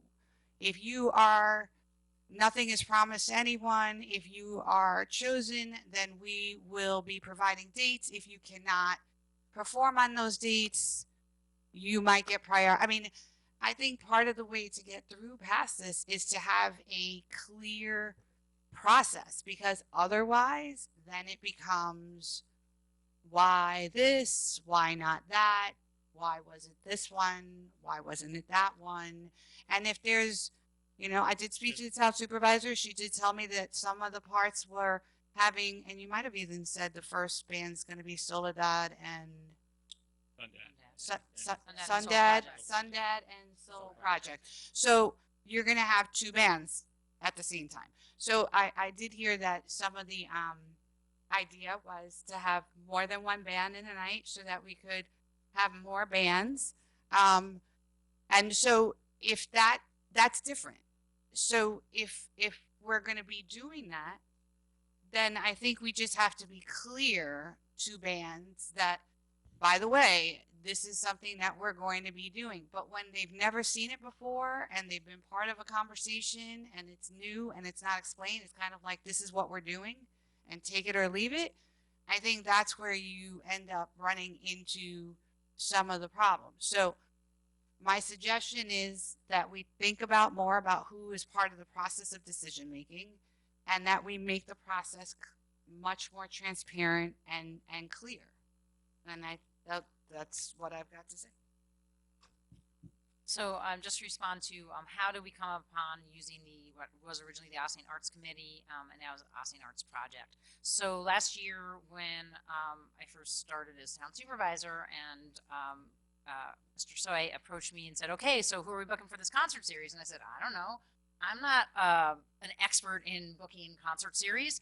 Let's see. What do we have? What are the assets that we have in our community? And I happen to know that there were a number of very involved people who were spending a lot of time looking into bringing more music, specifically to Ossining. And I'm just going to say Ossining because it wasn't specific to the village, even though, as it turns out, this group of people who I happen to know, and I didn't know all the people, I just knew that there was a group that was spending a lot of time trying to bring more music from, to Ossining.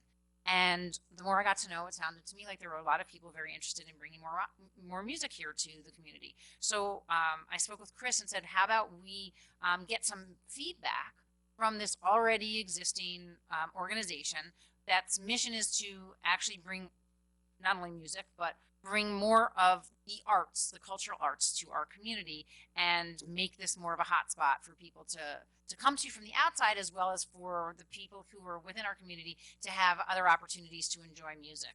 And it turns out there's a lot of very talented people in our community who play music, and there's also people who want to come to our community to play music. So I had reached out to that group and said, would you like to help us out? And Chris kind of came up with a survey kind of questionnaire that would help guide us. We talked a little bit about, well, what kind of music would we want for a concert series? Like, what would be important? And we talked about that we have a diverse community. So it would be great to have a diverse, types of bands and different types of music. And maybe we want to even have a dance party one night and have a DJ. And maybe we want to have some jazz one night, but not only jazz, and vocals another night. And maybe we want to have something that appeals to kids. And we kind of looked at that, and we had a whole lot of great ideas, but we only had 8 nights. So how are we going to do all that? And it was a challenge. We asked, again, if this group would help us by giving us some guidance, listen to some of these bands online, and kind of vote. Give us some guideline. What do you guys think of this band or that band? And the votes were, all over the place, but there were definitely some votes that peaked. And again, I'm talking about last year. So we worked our hardest to book a concert series, and I think it was really well received last year. And then this year, I think we kind of got a little bit behind. We didn't get at it as out in front of it as we had wanted to, but we reached out, and the Ossining Arts Project, which was now a similar group of people, but different. They're new people. Some people left. New people came on. There was new leadership. They really sat down. They said, would love to work with you on this project. And we have some people who voted, but it's not really that robust process. So let's look at what we have and how can we make this an even better concert series. So we kind of took some of their guidance, and then we had dates and money, and we had to work with all those guidelines. And then between Chris and Maddie, they reached out to a number of bands to try to find out how can we do our best to support our local artists, but also bring in new bands and try to have a diverse concert series, again, that appeals to as many people as we can. So we have something different every Friday night for people to enjoy down at the waterfront. And I actually think we did a great job. I think we have a great lineup, and we had some really good advice. There's musicians. We weren't able to really book all of the different types of bands, but we were able to keep some local bands as well as bring in some outside bands. There was one particular band that we asked if they would play with another band. They didn't like that idea, so they said no. And then later on, we tried we offered them another opportunity to partner with a different band, and they said they would partner with that band, but they weren't available that night. So we offered them yet another night when they could have the whole stage to themselves. That wasn't even not originally part of our concert series, so we were going to actually expand the concert series to yet another date, add another date so that we could accommodate them, and they said that they weren't available. So that's where we stand right now. I think that it actually was maybe not, for next year, what this group suggested to us, and I actually thought it was a great suggestion, was that we start earlier, and not only do we receive solicitations from the bands who want to play in Ossining, but we solicit solicitations from bands so that they know that we have this concert series, so we may get some new and different musicians. One of the other things that did come up was, do we want the concert series to be the same every year? Because there are a number of bands who typically have played over the years, and we talked about trying to find a way to be diverse and not always have the same concert series every year with the exact same bands. So all of those sort of things played into some of the decisions that we ultimately made and how we came to the concert series that we have. And I think, you know, again, there's definitely ways to improve the process. I appreciate that you don't think that this is the best group, but I don't necessarily know that I agree with you on that. I think that they are a good group that's already in place. I'm just saying that they're not and I'm still talking, and maybe, I'm still talking, yep. And maybe, what we do is we can work with the village to see if, since they are appointees of the village board, if we could, talk to them about expanding and maybe adding some appointees from the town board. And we could look at the makeup of it and see if, in fact, there's any reason why this isn't a group that would be helpful in determining who plays at our concert series. So that's the explanation that I can offer. So much I forgot. But I think Councilwoman Jeffries, maybe you should put her on the board. She is. She's on the town board. No, the group that picked bands. But she's the only one really objected. Well, no, I haven't talked yet. Liz was waiting. And actually, that board does have a liaison from the village on it, so maybe there should be a liaison if we are going to talk about expanding it so that it's all-inclusive, which is fine. What I said is it was a village committee made up for the village from the village board through that board made that. And that doesn't mean it's not good. I'm just saying that wasn't ours. The people on it aren't just musicians. There's like actors and actresses and people who teach acting, and I'm not convinced that those people are any more qualified to determine what kind of music should come to Ossining, whether it be the village or the town, than anybody in this audience or on the board. I just don't know where all artists are not, they're not the same. Artists are different. So you know, we could talk about expanding and having a couple of people from the town, and I would be happy to be a liaison to that committee if the village wanted to allow it to be and expanded. And if they're not, then I would suggest that we have our own. Okay. Not going in that direction. Okay. Is the list set, or is it still fluid? Do we know what bands are playing? We absolutely do. We absolutely do. We have a list, and we know Correct. who's playing. Yes, we do. Okay. Is the band that we're getting all the letters about one of the people playing? No, they were the ones that I described to you, were offered Several dates? several dates, and they declined all of them. They weren't available for them.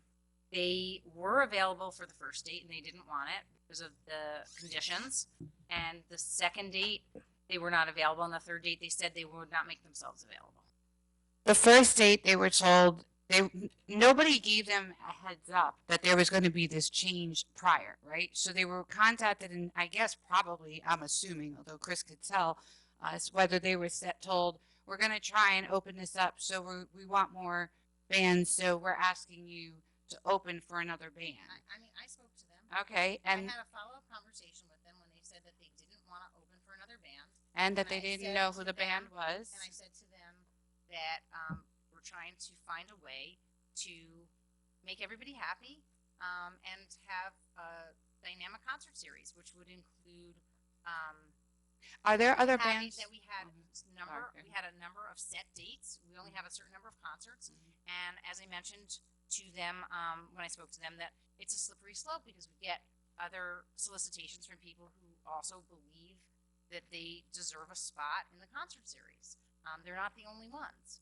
And if we make the determination that the same bands get the.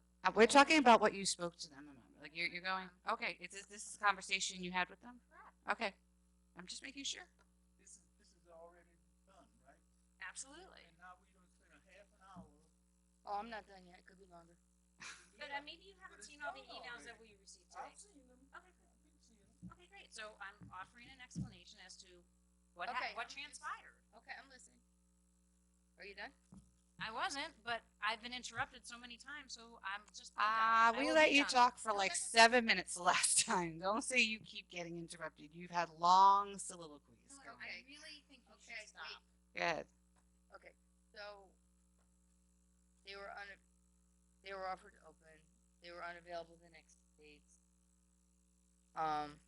Okay, I find that a shame because there seems to be a lot of community members that would like to see them. And in the past, I believe they even included some of our kids, our local kids, in the concert. So that was because we asked them to. Okay. We asked them to have a night when they showcased their kids. So they actually, I think they even had 2 separate nights, if I recall, last year when they showcased their kids one night and then another night they played, or was that the same night? I think it was like 2 years ago when they had the showcase in the. I think 2 years ago they played the fireworks. We're not talking about the fireworks. Right.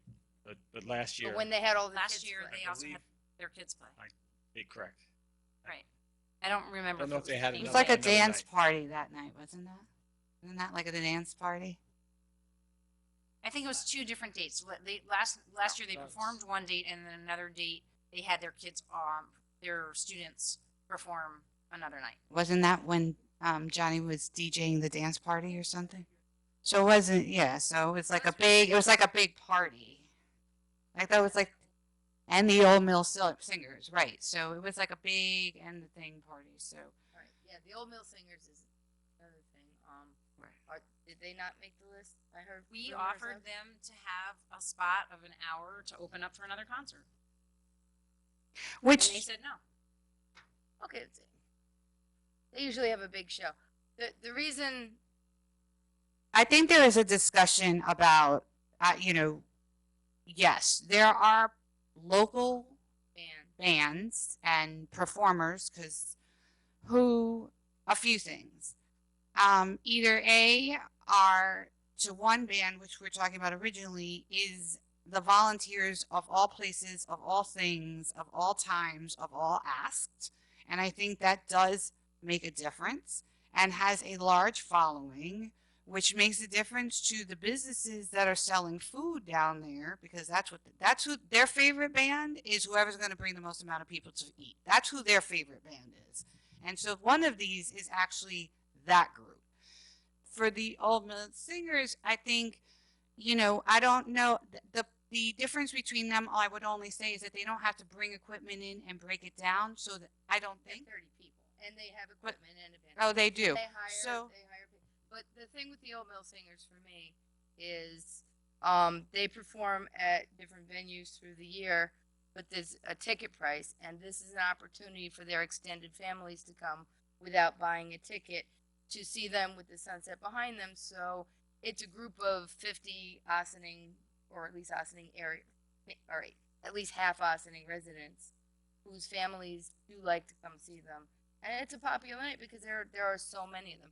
So I actually would, if in your question, Chris, I think that there are a couple that probably would be considered the hometown, the hometown players or whatever, who have big followings in the community that people in the community kind of expect to go to that concert because Aunt Tilly's in it or whatever, or that's my kid's teacher or whatever.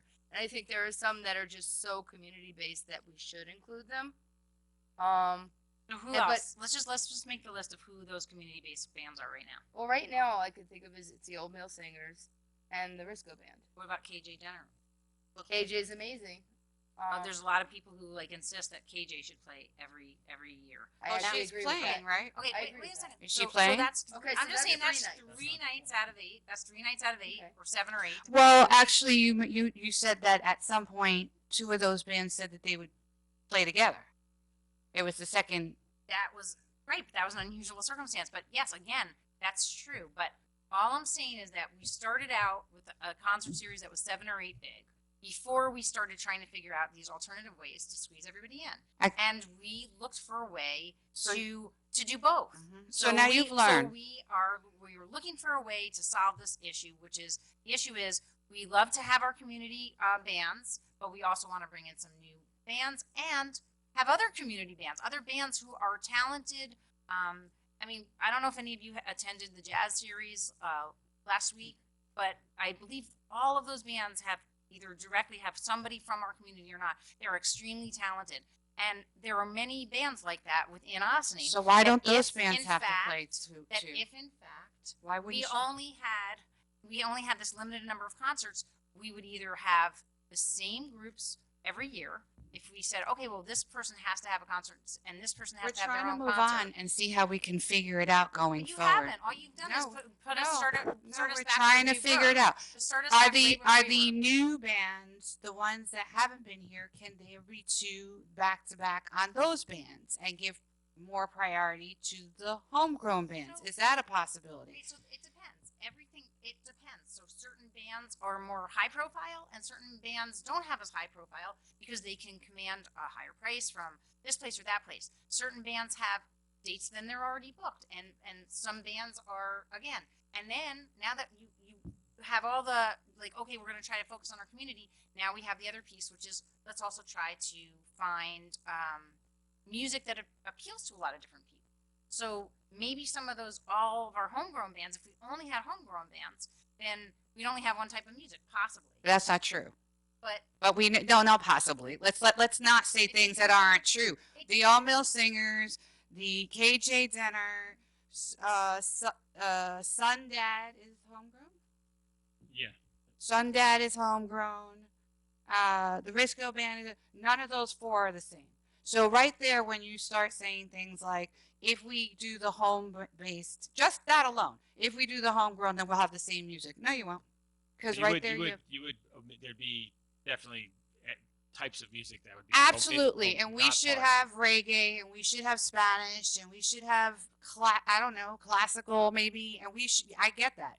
I'm just going with those homegrown bands are not the same music, so you will not have the same music. You just, and maybe what I think what we're trying to say is going forward, rather than asking the homegrowns who've kind of done things and been volunteers and been here through the years to share the nights, how about the new ones share the nights? And I understand what you're saying. If it commands a higher and it's got a higher profile and they're known in lots of places, then that's going to be like a headline.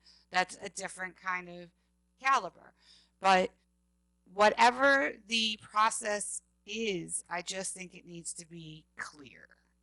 And if you're going to start asking people to share stages and nights, that's something that should be brought up way before the first phone call that says, we're going to ask you to do this. Can you do that now? Like that might be too late. So if you're going to do that, then that should be known now so that they know that going forward. okay, we're going to do that. Is there a possibility to expand the series? It costs money. Yeah. You want to expend? You want to spend more money than we're spending right now? We're spending about $8,500 on the series. Maybe. Okay. Well, that's something we can discuss in the next budget cycle. And we definitely got bands who I think have made some concessions on their Quite a performance few. fee to Quite a few. perform. We're And I think the getting learning curve involved. here too is, I mean, again, this was all with the best interest of the concert series in mind, and to expand and to not make it dynamic and all of that. And I think the idea of 2 bands per night, I do think it's revisit it after this season and say, is this what we want to do going forward? And if we are, then maybe it would be helpful to get the word out in advance. I can honestly say I find it logistically very difficult to do 2 bands in a night. And I think they feel that it's logistically difficult to do because they don't share sound equipment. They So may, but it's have not to- impossible. I'm just saying for my, It's not impossible, but it's difficult. Right. So I'm just saying, I'm just saying, I think the concept behind was, again, more bands, more diversity, broader, you know, kind of swath of who's playing. And, you know, we did face the difficulties of coordinating which bands on one night and which bands on each night. So I think, you know, booking one band per night has its own challenges. Booking two has its other. So I think there is a kind of a learning opportunity there coming away from it. But again, I don't want the message to be lost that the idea here was to really expand the involvement. But it goes back, and this is my feeling, it goes back. Does it need to be stated that or official that some designated bands are guaranteed a slot from year to year? And if that answer's no, then the opportunity will always arise that a certain band is on the outside looking in, whether they were, like I said, selected and wanted to be part of, but it just doesn't work in their schedule. You know, I don't understand why it can't be, you know, understood and then move on to the following year, because that's going to happen. So, again, my question was, you know, are there going to be bands that are designated that are locked in from year to year? If you're not going to go that far, then there's always going to be the opportunity that a certain band from the community, no matter how much we want them, would not be able to play or not be part of the series. I just think you just make the process clear and figure out what it is that you think is the best way, but you have to figure something out. If having two bands on a night is difficult because logistically the bands don't want to do it because they have to break up, they don't share sound equipment unless you have two bands who know each other and they share sound equipment. But if they don't do that, then it's difficult. Then maybe, you know, you have to figure that out, or others will say it's no big deal. But whatever direction you're going in, you just have to make it clear to people. And if you can do that, then you don't have these conversations for 45 minutes or however long we've been here talking about. And you don't have hurt feelings of different community groups feeling left out if they had known from the beginning that, you know, it was a different process and a different selection. It was the same as last year, by the way. Okay. So It wasn't. You didn't have two bands last year. we did. I'm hearing a When lot did of you do different that? community members are unhappy, and I didn't hear that last year. So I feel like they're feeling some kind of way about the process, and I think we need to discuss that and try to make everybody feel heard, and whatever the process is, talk to everybody. Oh, it's in a work session. Okay. This is a departmental report. Okay. All right, Chris. Anyway, I think there's a real conversation about maybe some of our community bands should be on a. You should want be to add it included to the work list. session for the next No, next I meeting? don't. But I know this is not the meeting in which to speak. But it is because he read a statement, and once he read the statement, he opened up the conversation. But it was already done.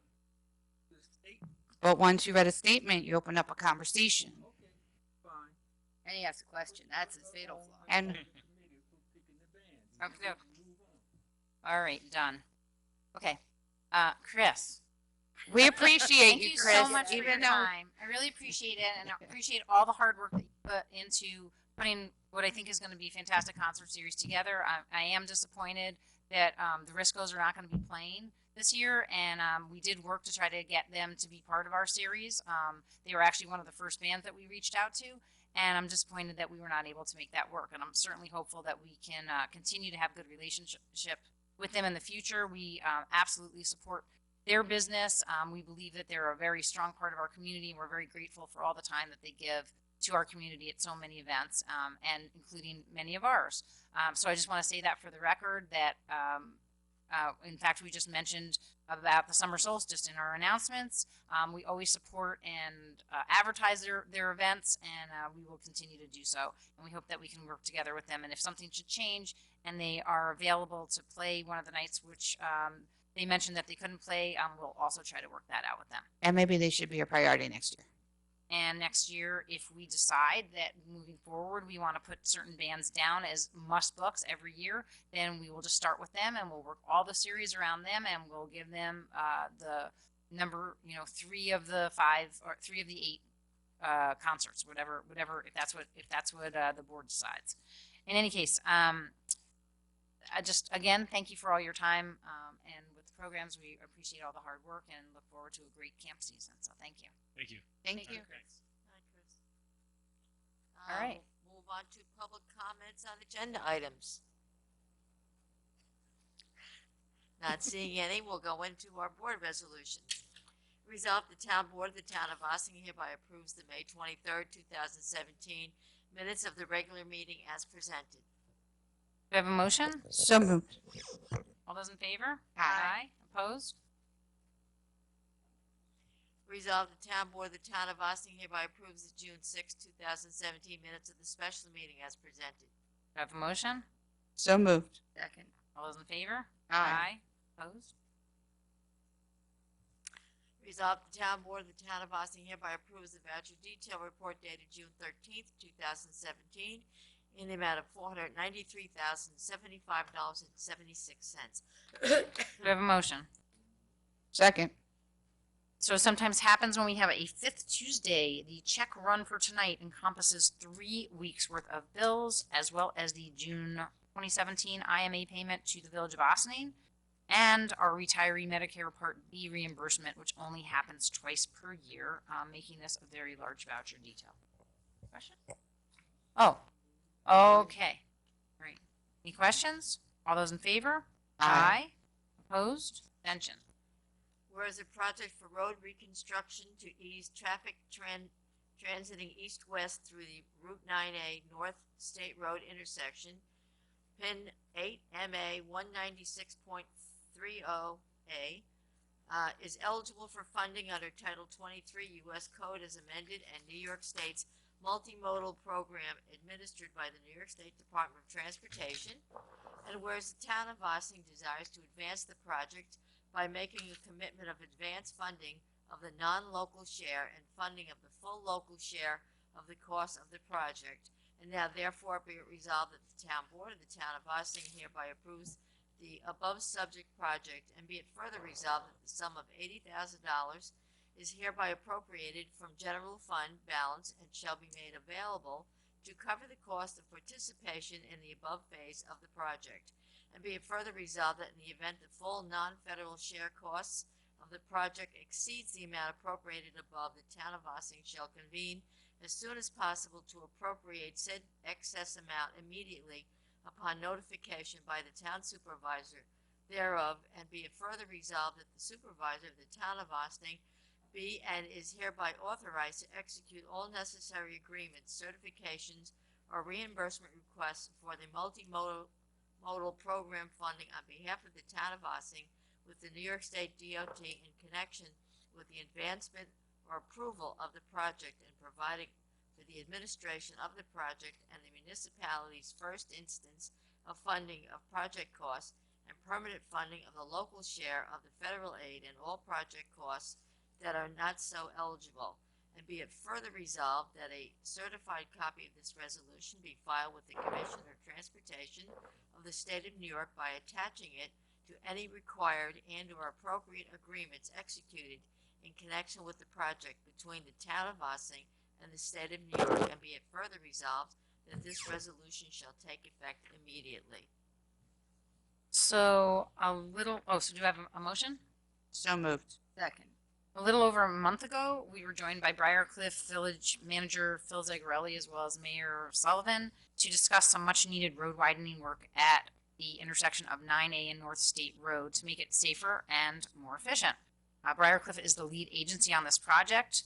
The town's portion that the town had agreed to some years back to fund is $160,000 in total, half of which would be paid by general fund balance, as we had discussed at a previous meeting, and the other half would be coming from a multimodal grant, as described in this resolution, which was secured by through Assemblywoman Sandy Galiff, and we are very grateful to her for that designation for this project. This resolution demonstrates the town's commitment to the project. The paperwork for the multimodal grant had come through from the state last week. So this is our local match to ensure we get the state funds, and the resolution to allow us to participate in the multimodal program. Are there any Go I ahead. have a I'm sorry, I question. just have a quick amendment, just before you vote. So the be it further resolved stanza that the sum of $80,000 is hereby appropriated from general fund balance, the number in the parentheses should be 10, not 31. 31's the Got it. highway 10. fund. Yes, that's exactly right. You know, I looked at that twice and I knew something was wrong, but I was like, what? Okay. The second part of that sentence, or the second further It resolved. shows the town. Right. Well, no, the part where it says if, in the event the project exceeds the amount appropriated above, does that mean the board shall convene as soon as possible to Yes, but discuss out? I don't believe that we're going, I mean, really, this is a Briarcliff project that we've agreed to contribute to. Right, So no, I the get that. fact that it goes over does not necessarily mean it's gonna come back to Right. bite us. It's gonna be something that they're gonna have to look for additional funds for. Which is why I'm asking. So presumably it would be Briarcliff, but should it run over and should they ask us, it will be the board convening as soon as possible to talk about Yes. what's going on. Okay. Okay. All those in favor? Aye. Opposed? Abstentions? Resolved that the town board of the town of Austin hereby authorizes the supervisor to enter into an agreement with Emergent Urban Concepts of Haverstraw, New York for advisory services on zoning code changes, development opportunities, and general research for the town's open space corridor and bike path project in accordance with the proposal dated May 1st, 2017, and be it further resolved that the above is subject to approval by the council to the town as to form. So you may remember that several. Do I have a motion? Oh, so do I have a motion? Second. Several months ago, the town of Austin was awarded a $30,000 Hudson River Valley Greenway grant to design an open space corridor and bike path that would connect essential hubs of commerce, parkland, and municipal resources in a way that encourages alternative forms of transportation, reduces greenhouse gas emissions. We received a proposal from Jared Rodriguez of Emergent Urban Concepts to work with us on planning around the North State Road corridor to assist with mapping, zoning text amendments, and other related materials to basically make recommendations to us how we could reimagine North State Road. So he's actually also working with the village right now on the DRI application, the downtown revitalization. Yeah, somebody initiative. mentioned that to me. Yep. What is that? The DRI? That's the $10 million for one municipality or one city or one village or whatever in each of the 10 regions throughout the state. So each of the regional economic development council regions. So when they award that big one, that And goes. last year it went to Middletown in our Right. region. So we're in the process of applying, and tomorrow we talked about this briefly. With I didn't the know if we village. were doing it with the, the or if it village. was a CFA. There's so many grants Yeah. that we're doing, which is awesome that Yeah. we are tapping into all of them. That sometimes it gets muddled. Right. So you It's gonna had actually due mentioned tomorrow. that we were going to do something with the village. Right. I didn't realize it was the DRI. Yes, it was the It's DRI. not a CFA. Not a CFA. Although Okay. There might be a CFA, but Okay. that's not due till July. So right now this is the downtown regional Revitalization revitalization. initiative. Okay. Yeah. So what did we put in there with that? Just do we know?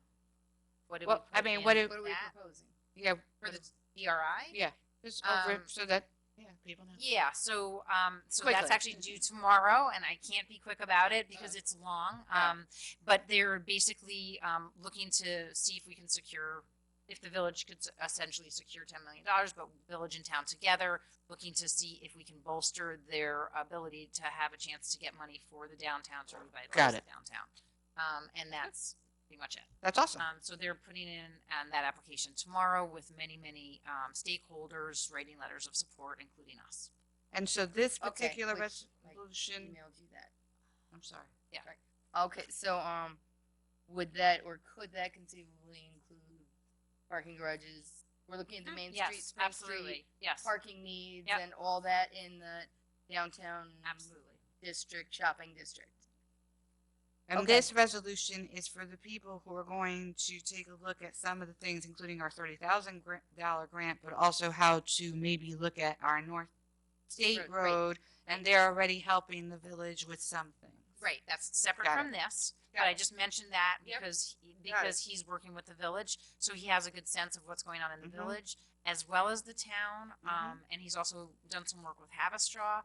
And he has the other thing that we were hoping is that we had gotten that $50,000 from being a clean energy community to figure out how we could push that forward, and we were going to try to work this. It's a very small amount of money. I think the proposal is about $2,500. And because it's a very small amount of money, and because the timing of that $50,000 grant is so long before we would get it, we thought it would be helpful for us to flesh out what was going into that grant and to actually get it started to fruition if we hired him now for the small portion to kind of give us and work with us on some ideas for North State Road and how it would tie into all of these other initiatives. That's what we're asking tonight for approval.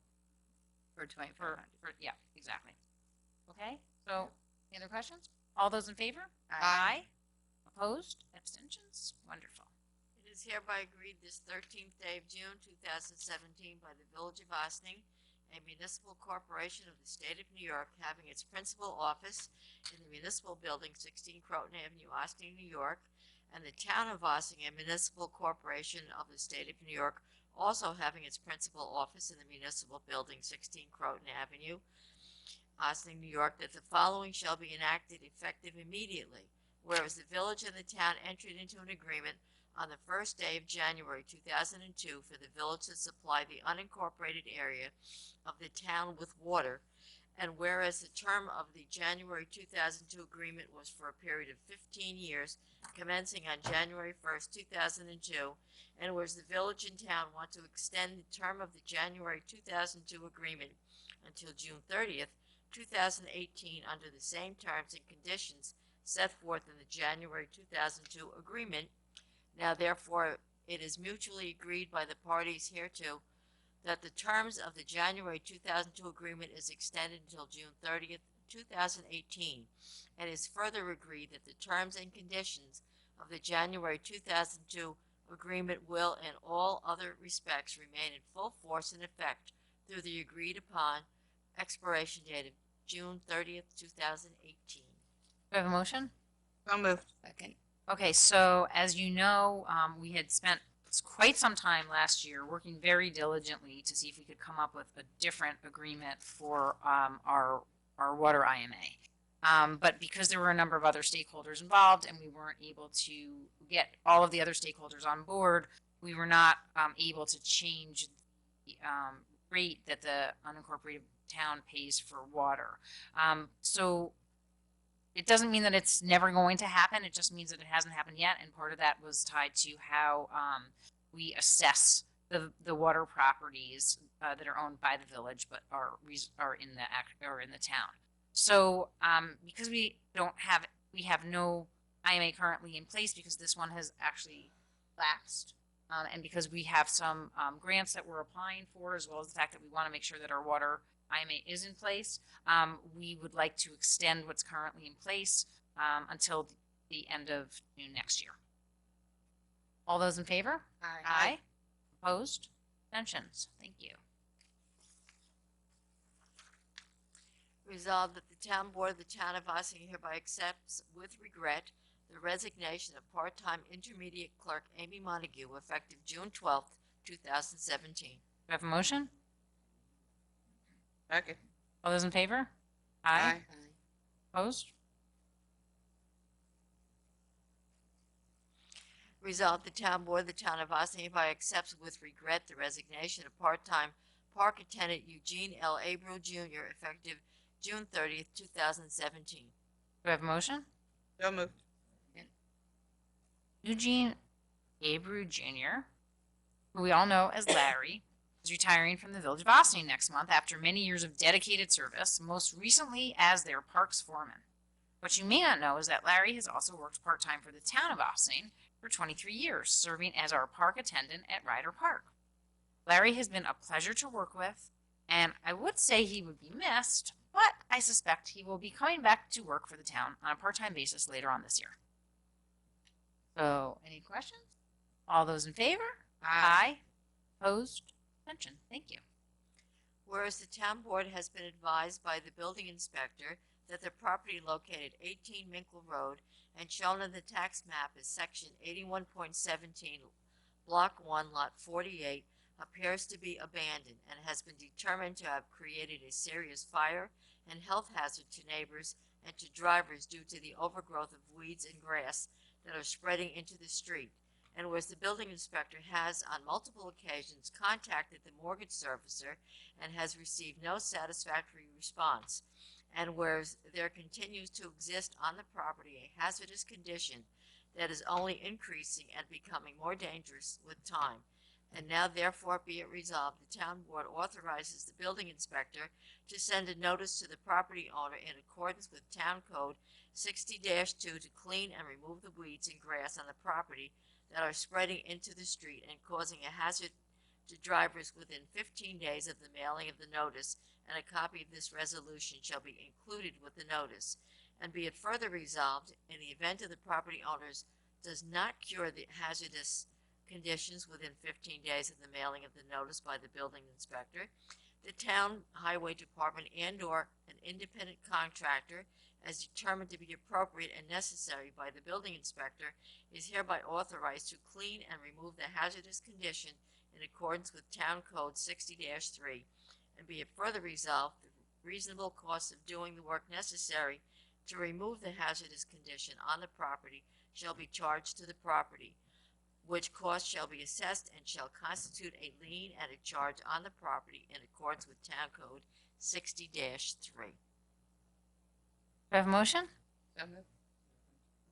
So as periodically happens when we have abandoned properties in the town and conditions on the site present a potential hazard, our building inspector asks us for permission to move forward with getting the property cleaned up.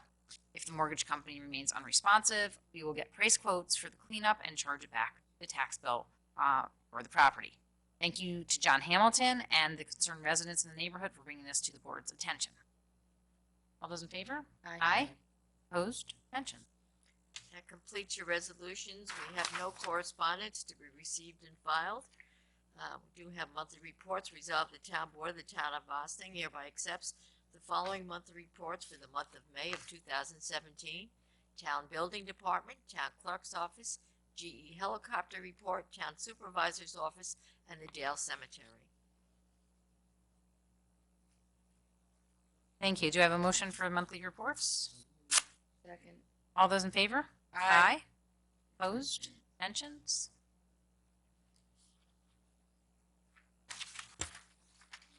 That brings us to visitor recognition. Is there anyone who would like to address the board?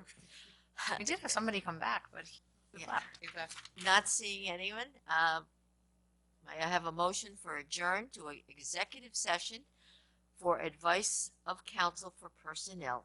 So moved. Second. All those in favor? Aye. Opposed? Thank you, everyone, and we will see you next week. We're going to be back here at the courthouse on Tuesday, June 20th for our work session, because it is also grievance day, and they will be using, the town assessor is going to be using the boardroom at 16 Croton Avenue that evening. So please stay cool out there, be careful, and hopefully it'll cool off real soon, and we appreciate all the time that you take to watch us every week. Have a great night.